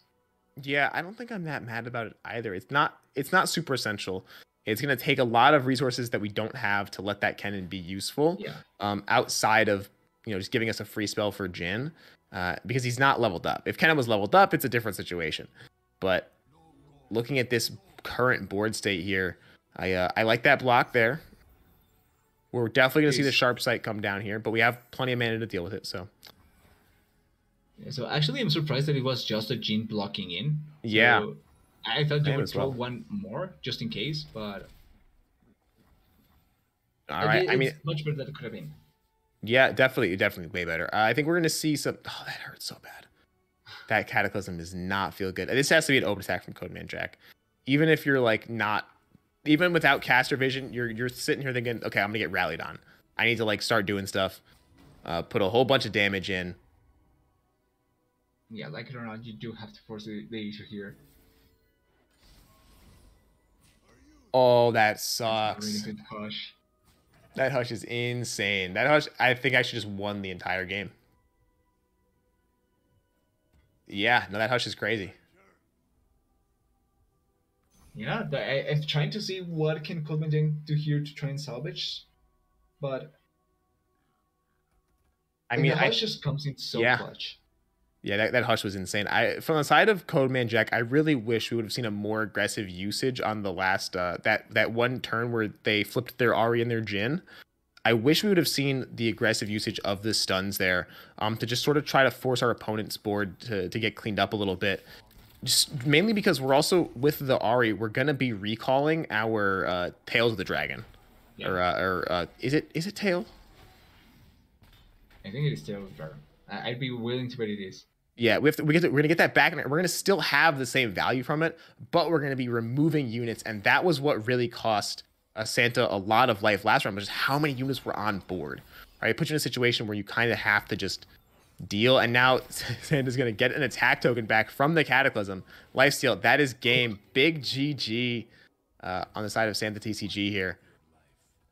Oh, we draw a concussive palm.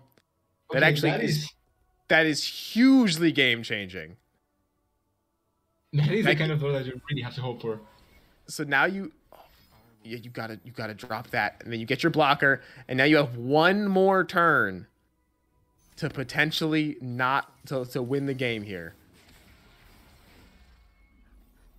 Ooh, wow, that was really game salvaging. That was insane.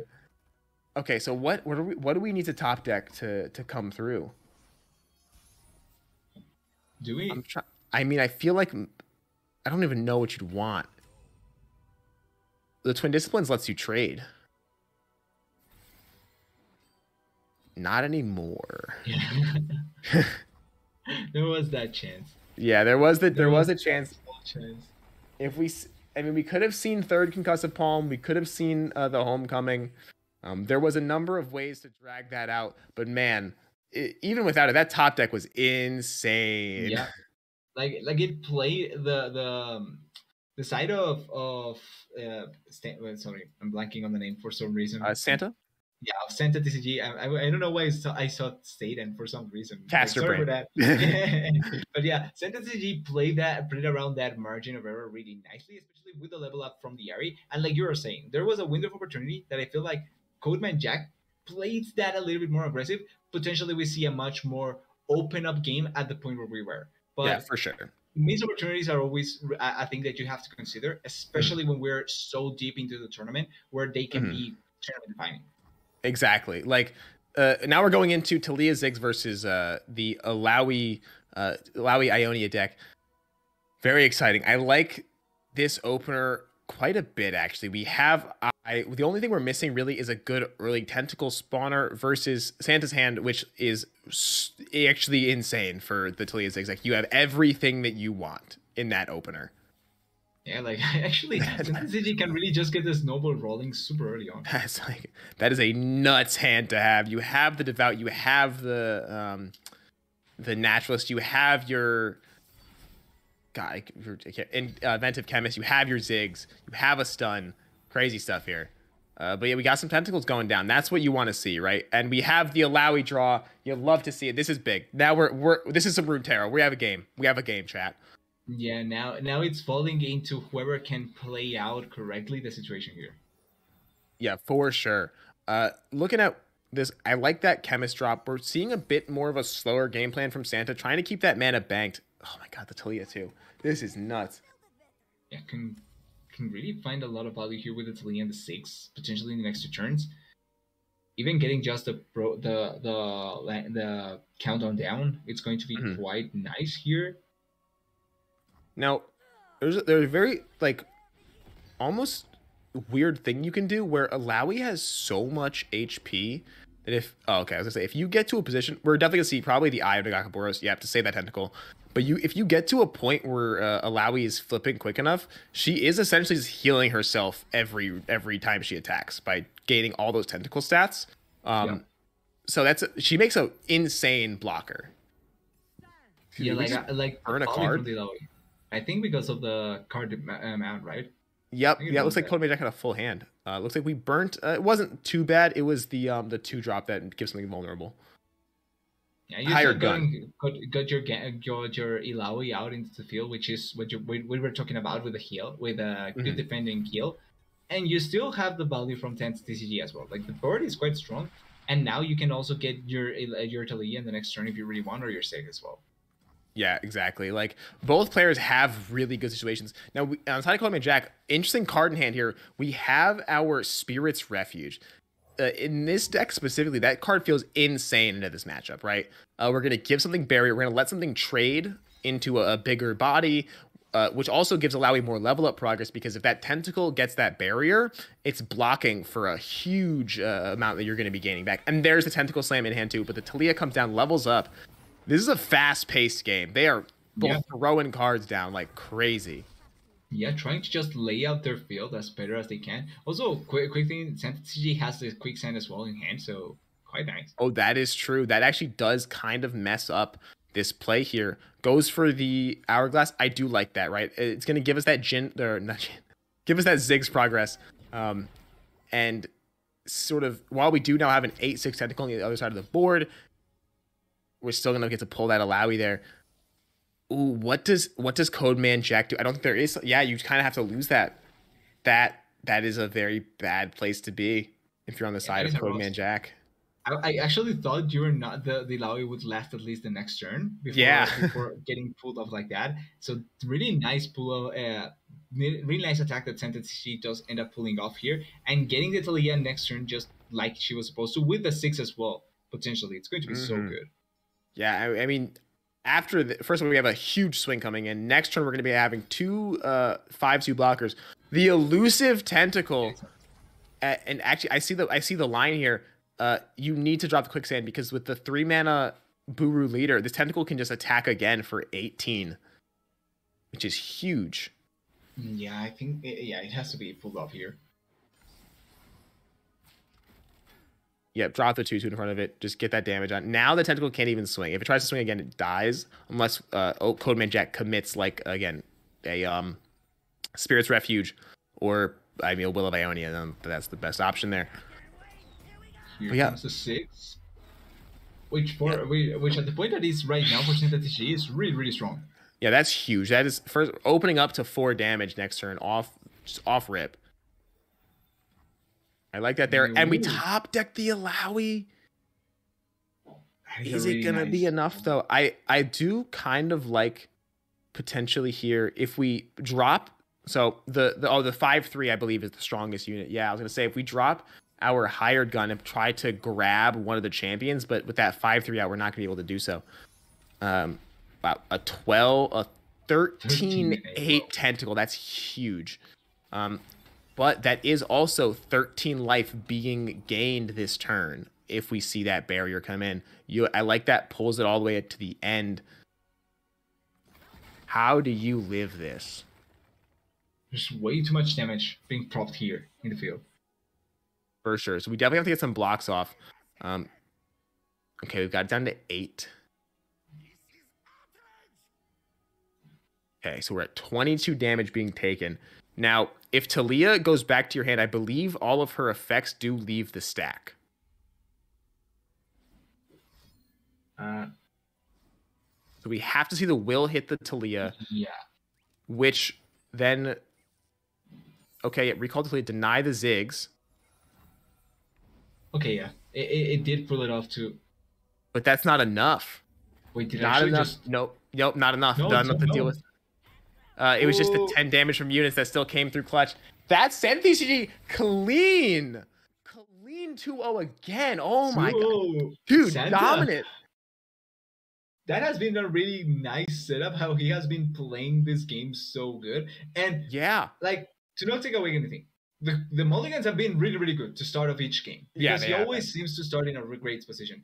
But the setup that he manages to find himself into later on in the game is really, really good. Like the window of opportunity that he takes advantage of has been really, really nice in the series, and that's why it's been a 2-0 after 2-0.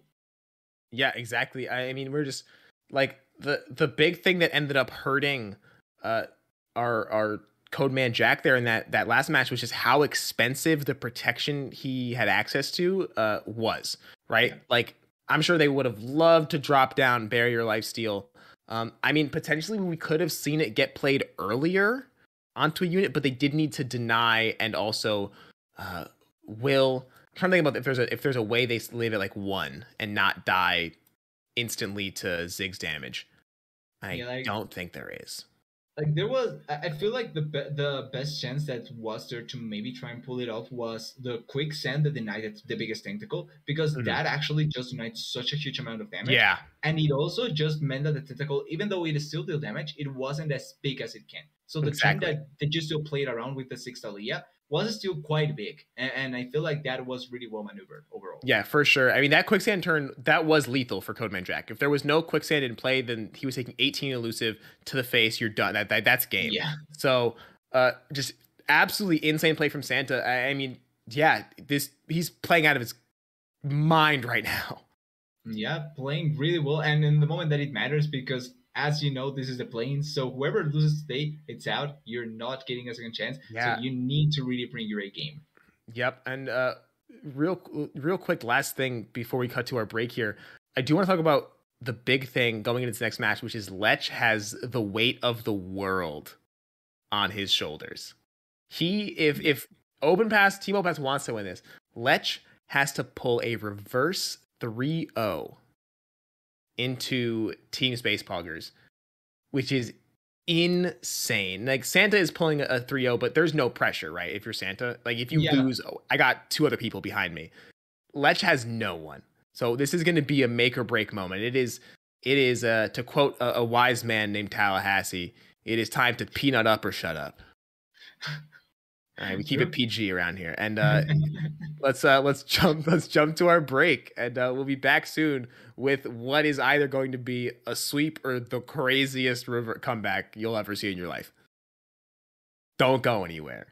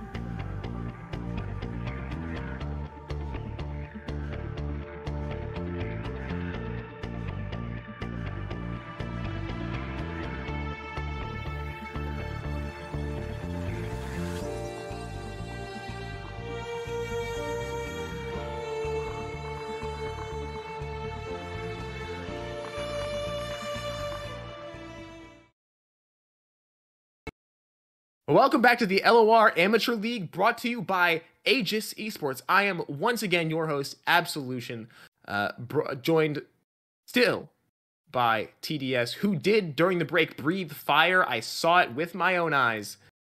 Don't doubt me. Yeah. If not, you can also ask Hirsch. He also is going to provide the information for it, so it's fine. Yeah, it honestly changed my life, witnessing that. I could actually go into the streets and win money with that, but I'm not going to. Just now, TDS. How do you feel right now going into this last game? Right, for those of you who are just joining us, this is a crucial swing game for this entire set. Yeah, and it's interesting how it's been happening so far with the victories that CG has been able to pull off, because I think that we expected a much more competitive series in the sense that we didn't expect 2-0s back to back. Like it's been a really dominant performance so far by Zeta TCG, so it's kind of surprising. But coming into the last game or the last potential game, we don't yet know, right? It's a harsh situation for Lech because even though I think sometimes you do leave your last player to be the best, in my opinion, I feel like it's always kind of that because it's just such a huge safety net. You also play with the pressure, like we were talking about. And if you fail here, there's no second chances. Yeah, You don't. you are It's out. yeah. So So it's harsh on the Ledge at least. At least. yeah, the entirety of Open Pass right now is putting their faith onto Lech, but luckily Lech does have a very strong lineup here. We don't have our bans. Apparently, we don't have our bans in yet. We're still waiting on our players to finish the bans. But yeah, I mean, we're looking at again Yuumi Pantheon, Akshan Sivir, and Thralls on the side of Lech. Oh, we're going to the bans now. Yeah, we're getting the deck list thanks to Runeterra AR. Forgot to mention it at the start, but they are always backing us up with the deck list, with the decks, so that we can present everything to you guys. But we have the deck list here, and we talked a little bit about Lech before going into this matchup because we were speculating what can be quite useful against Sentetsuji in case he did run the whole course. And I think that it's pretty stable deck list, I think comfortable list where you have a lot of backup there in case something goes wrong or in case one of the three is banned away. You still have really good answers in the overall deck list. Yeah, completely agree here. And one of the big things I do want to talk about is like, you know, Santa's been playing out of his mind, but we've also seen just insanely good openers from on the side of Santa TCG, right? Like perfect counters to their opponent's game plan openers. And again, like, you know, there's a high possibility that we get into games now and Santa just by odds alone hits a couple bad hands and this entire series flips. Yeah. Like it's still a numbers game to a certain degree, so you do have to be careful about how you play around certain things because not a lot of the times will you get a good enough draw that will just carry you through a lot of things. And I think that also can mean that Santa, if he gets a bad hand but still pulls off the win, can just show how well he has been playing today and Yeah, absolutely. put the cherry on top of the cake, right? To make everything even better for him.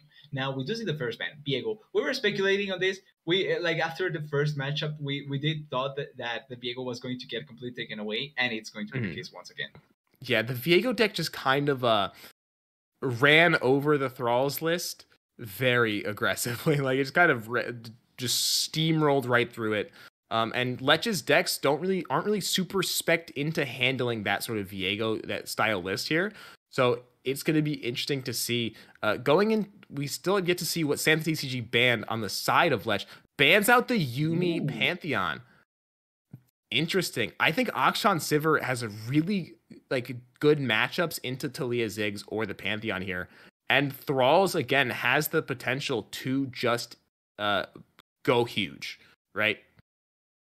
I'm still actually blanking on the fact that the Action Silver went in because I feel like in the overall context, it feels like it's going to be such a good matchup for either of these decks. So exactly. Can be surprising, but it's going to be interesting because this can also mean that Santa TCG is confident enough to take on the Action Silver deck. Because I feel we talked about this, right? Like it's been such a deck that has been stable in the meta for so long that you kind of know already all the ins and outs of it when you're playing it. But that can also be said for the players that are playing against it, right? Like they know how to play against it as well. And you may be confident enough to go against it. Yeah, I completely agree with you there. It's going to be intense, especially I think that again, if we're looking at what what these players are looking to bring in first. If I'm Lech, the deck I want to open with is Thralls. I think because Akshan Sivir has the best lineups, I think I'm picking Thralls. I'm going to say I roll good. If I lose the game to say like maybe a Yuumi Pantheon, I think maybe you take the switch there because it's the final set here. Maybe you just take the switch and say, I don't want to risk it, right? I'm just going to throw the Akshan Sivir at the wall and hope it sticks, you know, and try to just get some momentum back. What are you thinking Santa wants to take into this first game here? I think that for I think it can go into what we thought in one of the previous games where Pantheon Yuumi feels like such a good backup or just safety net to play with, that you can just leave it as a second one and go all in with the six Talia. If you get the first win, great, because you can kind of just get over with the six Talia. That it's not about tech, but you kind of really want to make the most out of it as soon as you can, and then you play with this with the Yumi Pantheon, knowing that you went over one of the harsher decks to play maybe against the Silver Action or the Thralls.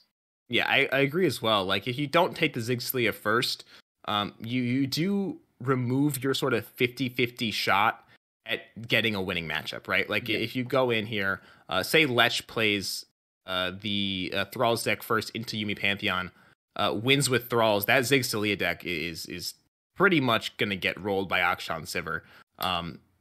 So at that point, you have one deck you can rely on. So yeah, I like that pick there, taking that Zigzalia in first.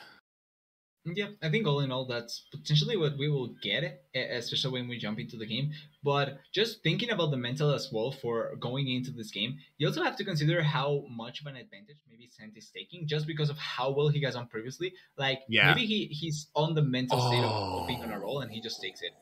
Yeah, but that opener from Thralls is nuts. That is really good setup that you can get. That is really. We have a Frozen Thrall on one, a promising future, a Draklorn Inquisitor. Now, the Zigzalia deck does have ways to remove landmarks, right, in the form of a Desert Naturalist, but we don't see Naturalist in play here, and we do see second promising future. Wow, okay, that's really good. And Santa TCG, Commentator's Curse may be taking hold here because that hand is a stinker. Yeah, it's going to be harsh to play, but I do think that at least taking that good amount of chip damage that Santa TCG has gone for, at least can set up for a potential really good draw with the Talia later on, or the 6 that can come through eventually as well. I do agree there. With that play. And Lysandra does now have Vulnerable, which means that she is kind of, granted she does have to come down and I can't speak English. You can use her as just a Frozen Thrall generator, but when she flips, she provides so much value to the deck that her with Vulnerable and losing access to that tool does not feel good.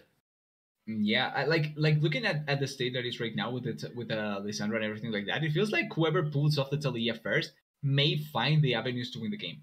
Yes, I like that play there, especially with Herald of the Magus in hand, right? Like that card is so strong. Yeah. Oh, the Rite of Negation is gonna feel so good into this situation here. And like actually, it feels like there's a good potential turnaround here that she can pull off, even with the Tavernese coming in here and the Lysandra being a strong defender. I think that you do have in hand some good ways to play around it, especially because I think the 6 coming in can be important here, even if it's not level up. Yep. Now we do have to say Lech does have Draklorn next turn, and Draklorn will be hitting one of those Frozen Thralls there. The Rite of Negation will stop one promising future, but not the second one. So this is going to be a very interesting play.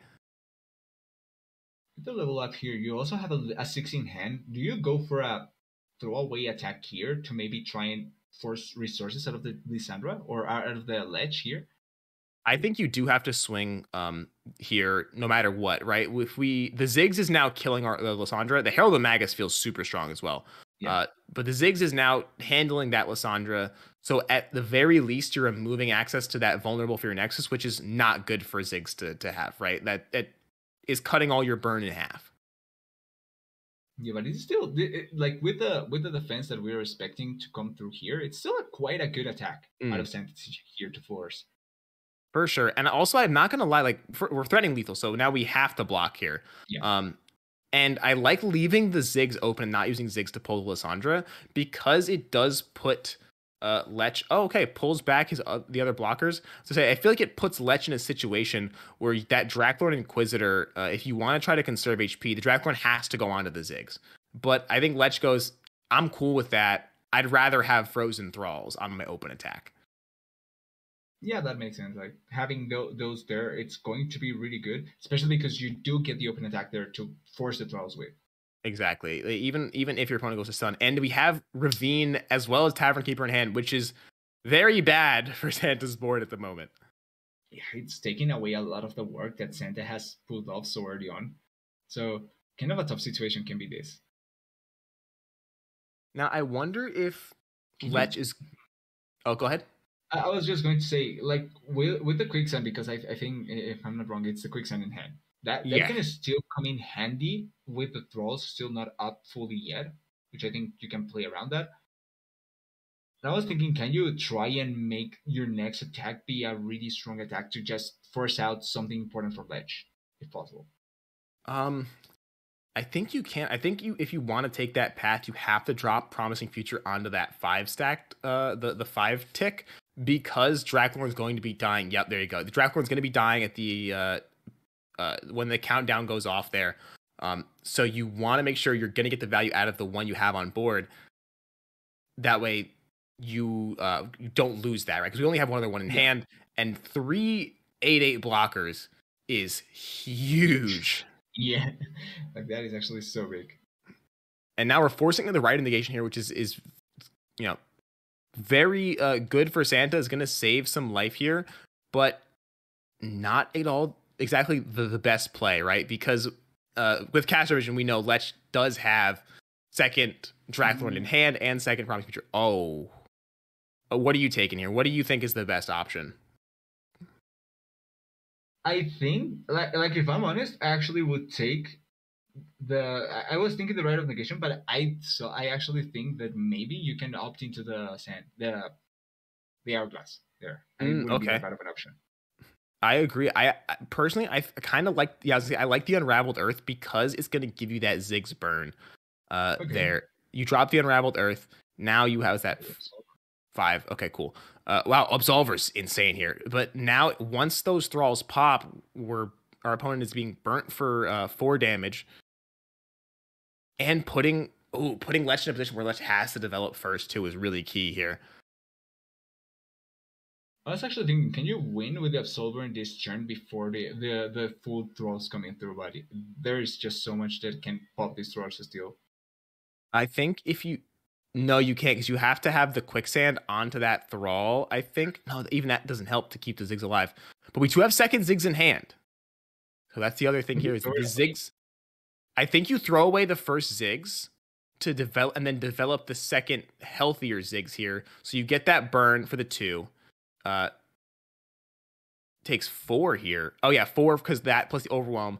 Now he's at 6. Second Ziggs does kill does kill next round if those frozen goals pop. But the Tavern Keeper kills the Nexus. Tavern Keeper is so good, yeah.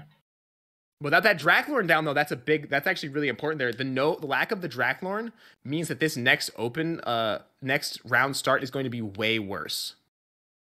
Yeah, there's still a lot of good value that I can see, and I actually can see the 2 Absolvers in the next turn being strong enough to help kill the next. Yeah, I think that does potentially win the game. Yeah, no, you're right. That just might do it because we're only going to get 2 thralls this turn. We have blockers for those thralls. We have quicksand to get rid of that overwhelm. Yeah, that's really good. And yep, that's huge. That might just be game. What can he pull here to try and salvage? As I say, I don't think there is anything. There's no. You would need more healing essentially because. Or actually, yeah. No, I think you're screwed here. You just you just throw away the blockers because they're not necessarily crucial. Like you can take enough damage here, I think. Yeah, for sure. I even might have. I know it is definitely a threat, but potentially just developing the Draculorn so you have another body. Just to try to push more damage, but Quicksand really coming in huge here as well, denying the amount of damage that maybe could have been pulled off. So yeah, I think that like this is just enough. Like with the throwaway blockers, you have now the 6 attack in the next turn with the 2 Absolvers. It just feels like it's perfect in that sense. Absolutely. I don't know, man. This is what is this 3rd game we've seen with Thralls where it has not performed in tournament, and I've personally played Thralls in tournament. I don't know if Thralls is that good of a tournament deck. That just could be me, but it feels like it's kind of. Oh my god, Arsenal! That's huge. That's so big. That's just win more at that point. Life stealed Arsenal with quick attack. Yeah, Big GG. yeah. Like I gotta say that I liked some of the instances that the Thralls showcase here, because with the Thralls in hand, with the start that he had, if the Yeah. Lissandra stays a little bit longer, and if the Talia comes in as well, because I feel like Talia was such an important factor of this, because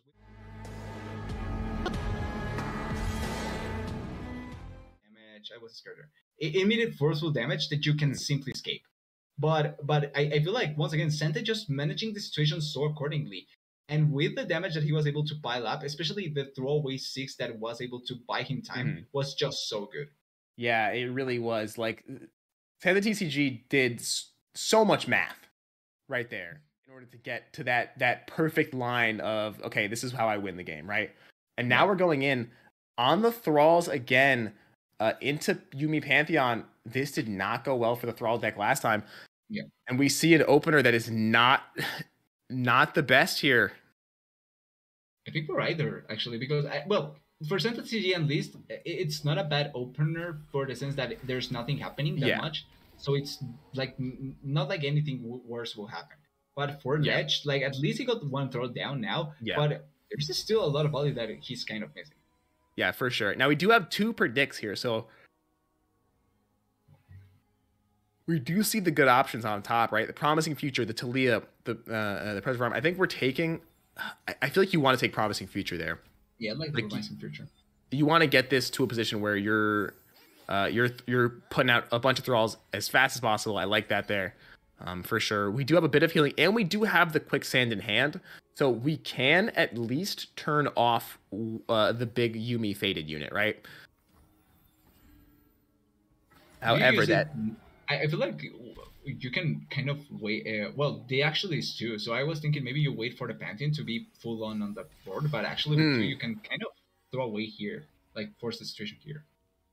Yeah, that's very true. You do have that little bit of extra redundancy. And there's, oh, that Draculorn is huge. It's going to be really good value for Ledge, actually. Yeah, no, he's drawn into some very strong cards here. There's the Zenith Blade. That Yuumi White Flame is an insane champion. And especially so because of how much stacking you can just keep doing, I actually like it very much. And then there's the Cataclysm. Cataclysm is such a great card. Glad seeing a lot more play here because of just how insanely strong it is as a tool in these types of decks, right? If you can put Overwhelm on something, Cataclysm is crushing. Yeah. I do like that Quicksand there. Very good reaction. Yeah, all in all, denying the value, the passive value from the White Flame, it's still so good. Even if this first attack comes in really well, still getting the level up from the Yuumi is so nice. But still, Yeah, I feel like the huge. previous play was really nice still, because denying that extra level, that extra damage that the White Flame could get, could have been even better. Mm-hmm. Yeah, for sure. I definitely agree. It was the best play there to have Promising Future. Not Promising Future. Time in a Bottle. Thank you. And I feel like now we're in a Clockwork, right? Yeah, I think you take Clockwork. I think you take Clockwork, you put down another Frozen Thrall generator this turn. Actually, oh, he can't. If he plays any unit, he's dead. He loses to Cataclysm, and Santa closes the entire set. You have to let this go and go for the open. Oh no! It's like that's what it. Wow, that's GG. That's the end. Actually, yeah, huge respect to Santa here. Yeah, it was so well managed with an open that felt kind of equal for both, because it meant that neither of them could actually force anything. But then the way that he managed it, because I think that it was setting up for such a good continuation of turns for Ledge. Mm-hmm. But that pull off with the White Flame as well as with the Yuumi to just keep on stacking, and then the continuation of the value from there, it was just so good. Yeah, no, it was absolutely huge. I mean, the double Cataclysm was insane. Like, just the exactly what you needed in that situation, because the Thralls deck kind of has to be playing these cards that are going to be ticking down on the Thralls. And there's a good chance that your opponent's going to develop more units. And if you just have that big Cataclysm White Flame, or a big Overwhelming White Flame, they can't do that when you have that double Cataclysm hand. Yeah, and the funny thing was that there was that play that we saw with the first Cataclysm where the Quicksand came in to try and hush the Hmm. White Flame. And it's objectively the correct play because it denies the White Flame from keep on Hmm. stacking. But getting that secondary Cataclysm as well as just having that overall extra value that kept on stacking onto the White Flame just Hmm. felt really hard after that point for Ledge to keep on. Like it was much more Ledge trying to find a surviving spot than Hmm. him being able to do something much more aggressively. Yeah, for sure. Just the biggest thing there, right, that I see in that game was that that was the correct play, but there was no units to capitalize enough to Yeah. stop it from the Yumi from getting level up progress. Because that was really what that Cataclysm did towards winning the game, was the level up progress on the Yumi, pushing her to where the next attack she's going to level up. We're going to get that spell shield. Quicksand no longer a threat, and the Thrall's deck without Lysandra or Ice Shard, no way to interact. Yeah, it just felt kind of harsh on the side of Ledge, but for Santa, like that was so well managed from start to Yeah, finish. Like we can absolutely. just say from start to finish, well managed in each of the matches to just take. It was back to back to back 2-0s. That's not It something was. that I think we've typically seen. So See, congrats to him. yes, I think Santa just got tired of people being on the naughty list and wanted to take it into his own hands that game because he was slaughtering open pass. Yeah, like I think this is one of the, and I don't want to say much, but I think this is one of the shortest matches in terms of playoffs that we have had since the start of both seasons. I don't think we have had a match this short, in all honesty. Yeah, that So was that was so insane. well done. That was Yeah. just insane. Once again, I will now, like I said last time, that Echo Zillion is a bad deck. I think that Thralls is a bad tournament deck, and I will stand by that for the end of time. Yeah, okay, fair enough. Well, so far it's I think 0-2 in this playoffs. So hey, from what we've seen, it's 0-2. So far it's completely right. But I do think we're getting a no or no actually we are getting an interview with the winning team with Space. I don't want to. Yeah, Team Space Powers. I didn't want to botch the name, so Team Space Powers. Hello, Yo. gamers. Welcome. Yo, yo. Hello. Is that Squeeby? No, is that Where- Santa? This is the No, Santa no. fan club. This is the Santa podcast right now. Yeah, we didn't get a chance to talk about anyone else. So Santa, congratulations on winning the match. How does it Thank feel? you. That was great. That's exhausting though to play the 3 back-to-back. Yeah, it's a format that certainly tests your endurance, but at the same time, I think it gives you a boost in terms of just overall playing because if you win against one and you win against the other, you just kind of feel like you are not going to lose. Yeah, you definitely get the momentum. Even if you do lose, you're like, oh well, who cares? I got 2 other dudes behind me. Like, Yeah, like I finished the first set and was like, all right, I got my 1. So Exactly. After this, nothing matters anymore. Yeah. Yeah. So out of your 3 decks, like, which one did you feel was the strongest playing in? Like, which deck did you feel was your free win? Oh, Yuumi Pantheon's still like probably the best deck in the game. It's honestly wild they didn't ban it out from me. It was like pretty heavily favored into all of their lineups. Mm-hmm. Mm-hmm. Yeah, and I kind of we kind of saw how much power it did had when it was played, so it makes a lot of sense. But I actually kind of want to ask this, like we did get Santa just completely acing that match, but asking the rest of the teams for the prep going into this match, did you actually prep decks specifically for each of your potential matchups or your turns, or just kind of went with what you were more comfortable with?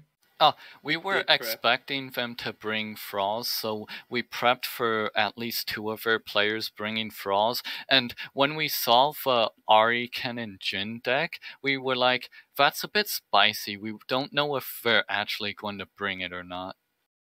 Mm. Mm. But yeah, Yeah. we definitely set up to be good into Thralls, and like sending me first was my whole lineup is good into Thralls. Yeah, you guys just kind of donkeyed all over them. It was rough. I will like to make a callback to the Play and Straw show. I was just chilling there, and when they asked about predictions, I was just like, I don't know if my team will win against Open.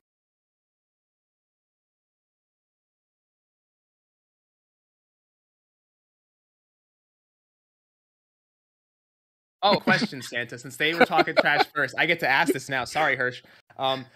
Can you tell me who on the enemy team did you beat all of them? Who do you think is the most boosted player? The most boosted? Yeah, I tell think. me who you think is not worthy of their rank. Okay. They all played wonderfully, Don't give me that. and I'm not gonna talk shit. I want it's trash. Games speak for themselves. The games speak for themselves. Sorry, the games speak for themselves. All right. I see. Ducking the beef. Man, I was ready for it. I was so excited. Yeah, we actually got confirmation that we could start beefs in the scene. Yeah, for sure. Since For nobody sure. wants to go for beefs, it's okay. It's all good. I respect the answers. Now turning away from the games here, all of you, how do you guys feel about this new expansion? What do you guys think about this new expansion that exists? I was hyped for the new expansion, seeing Jin and Burn finally gets another boost, but then they nerfed Crackshot Corsair and Demolitionist. And then I was not as excited about the expansion. Okay, I kind of expect Yeah. that we are going to see from him later on. Yeah, I'm the opposite. They nerfed Crackshot and they nerfed the 2-3, and I was like, great, no more aggro. Filthy Gamer Weeb, what do you think about this new expansion?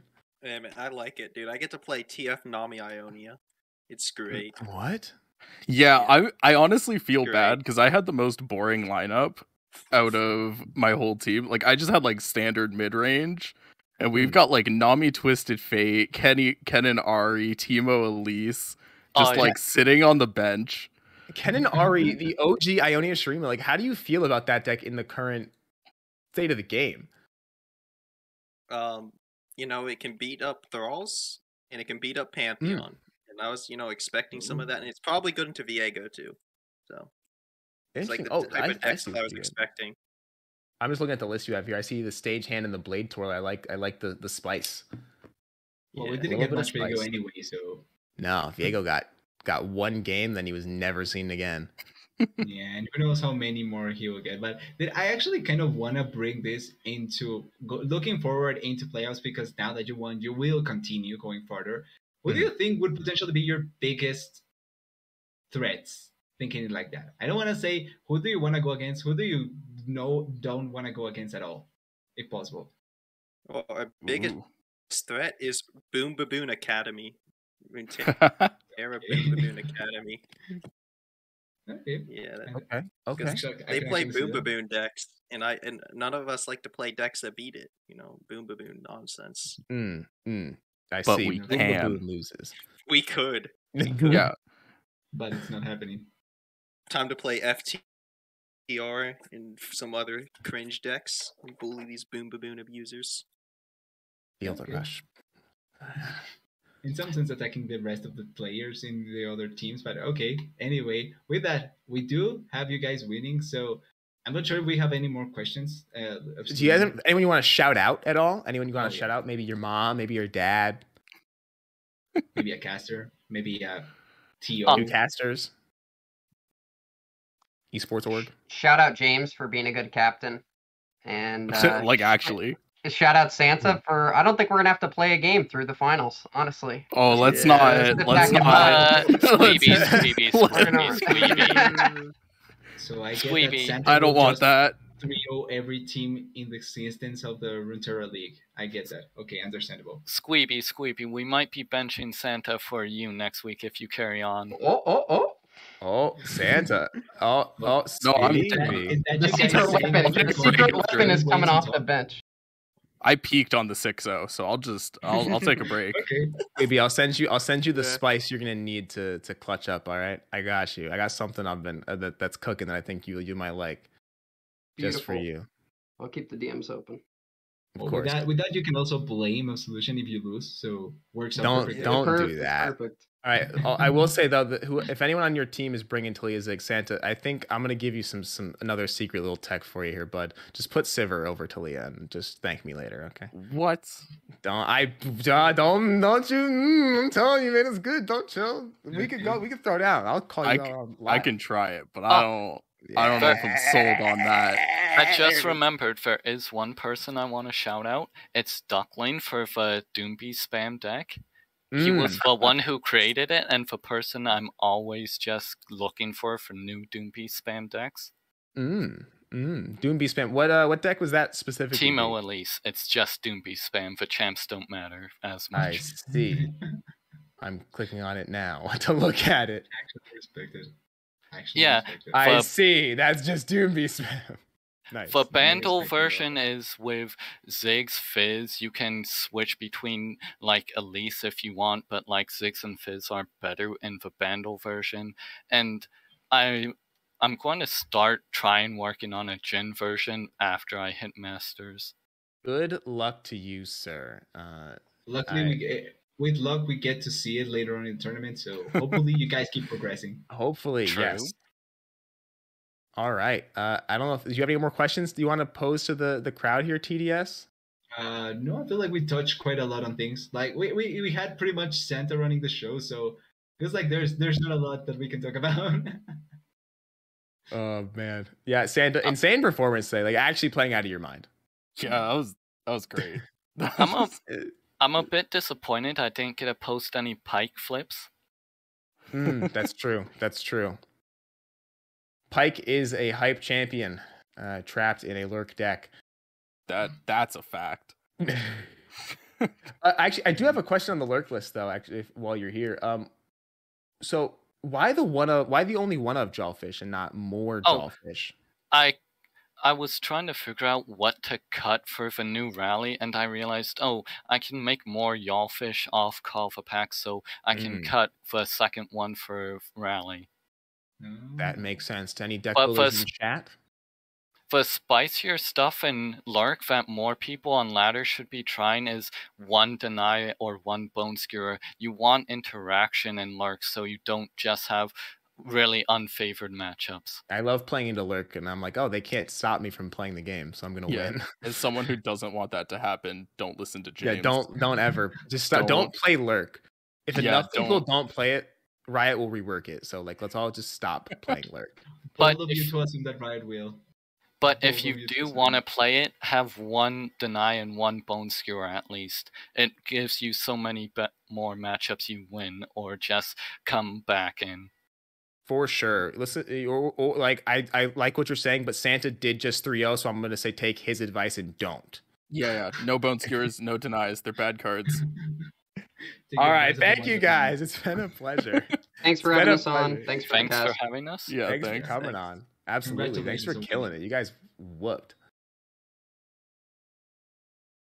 With that, I think with that we can end today. It was great watching back to back 2-0s. Yeah, it was fun. Very hyped. You love to see it. Insane performances. Good play from both teams. Okay, I know we talk a little smack, a little trash when the Absol's on the broadcast, but no, insane play from both teams. We have just another caliber of player who would fold me if I was to play them in this game. So, as always, take care of yourselves and have a good one.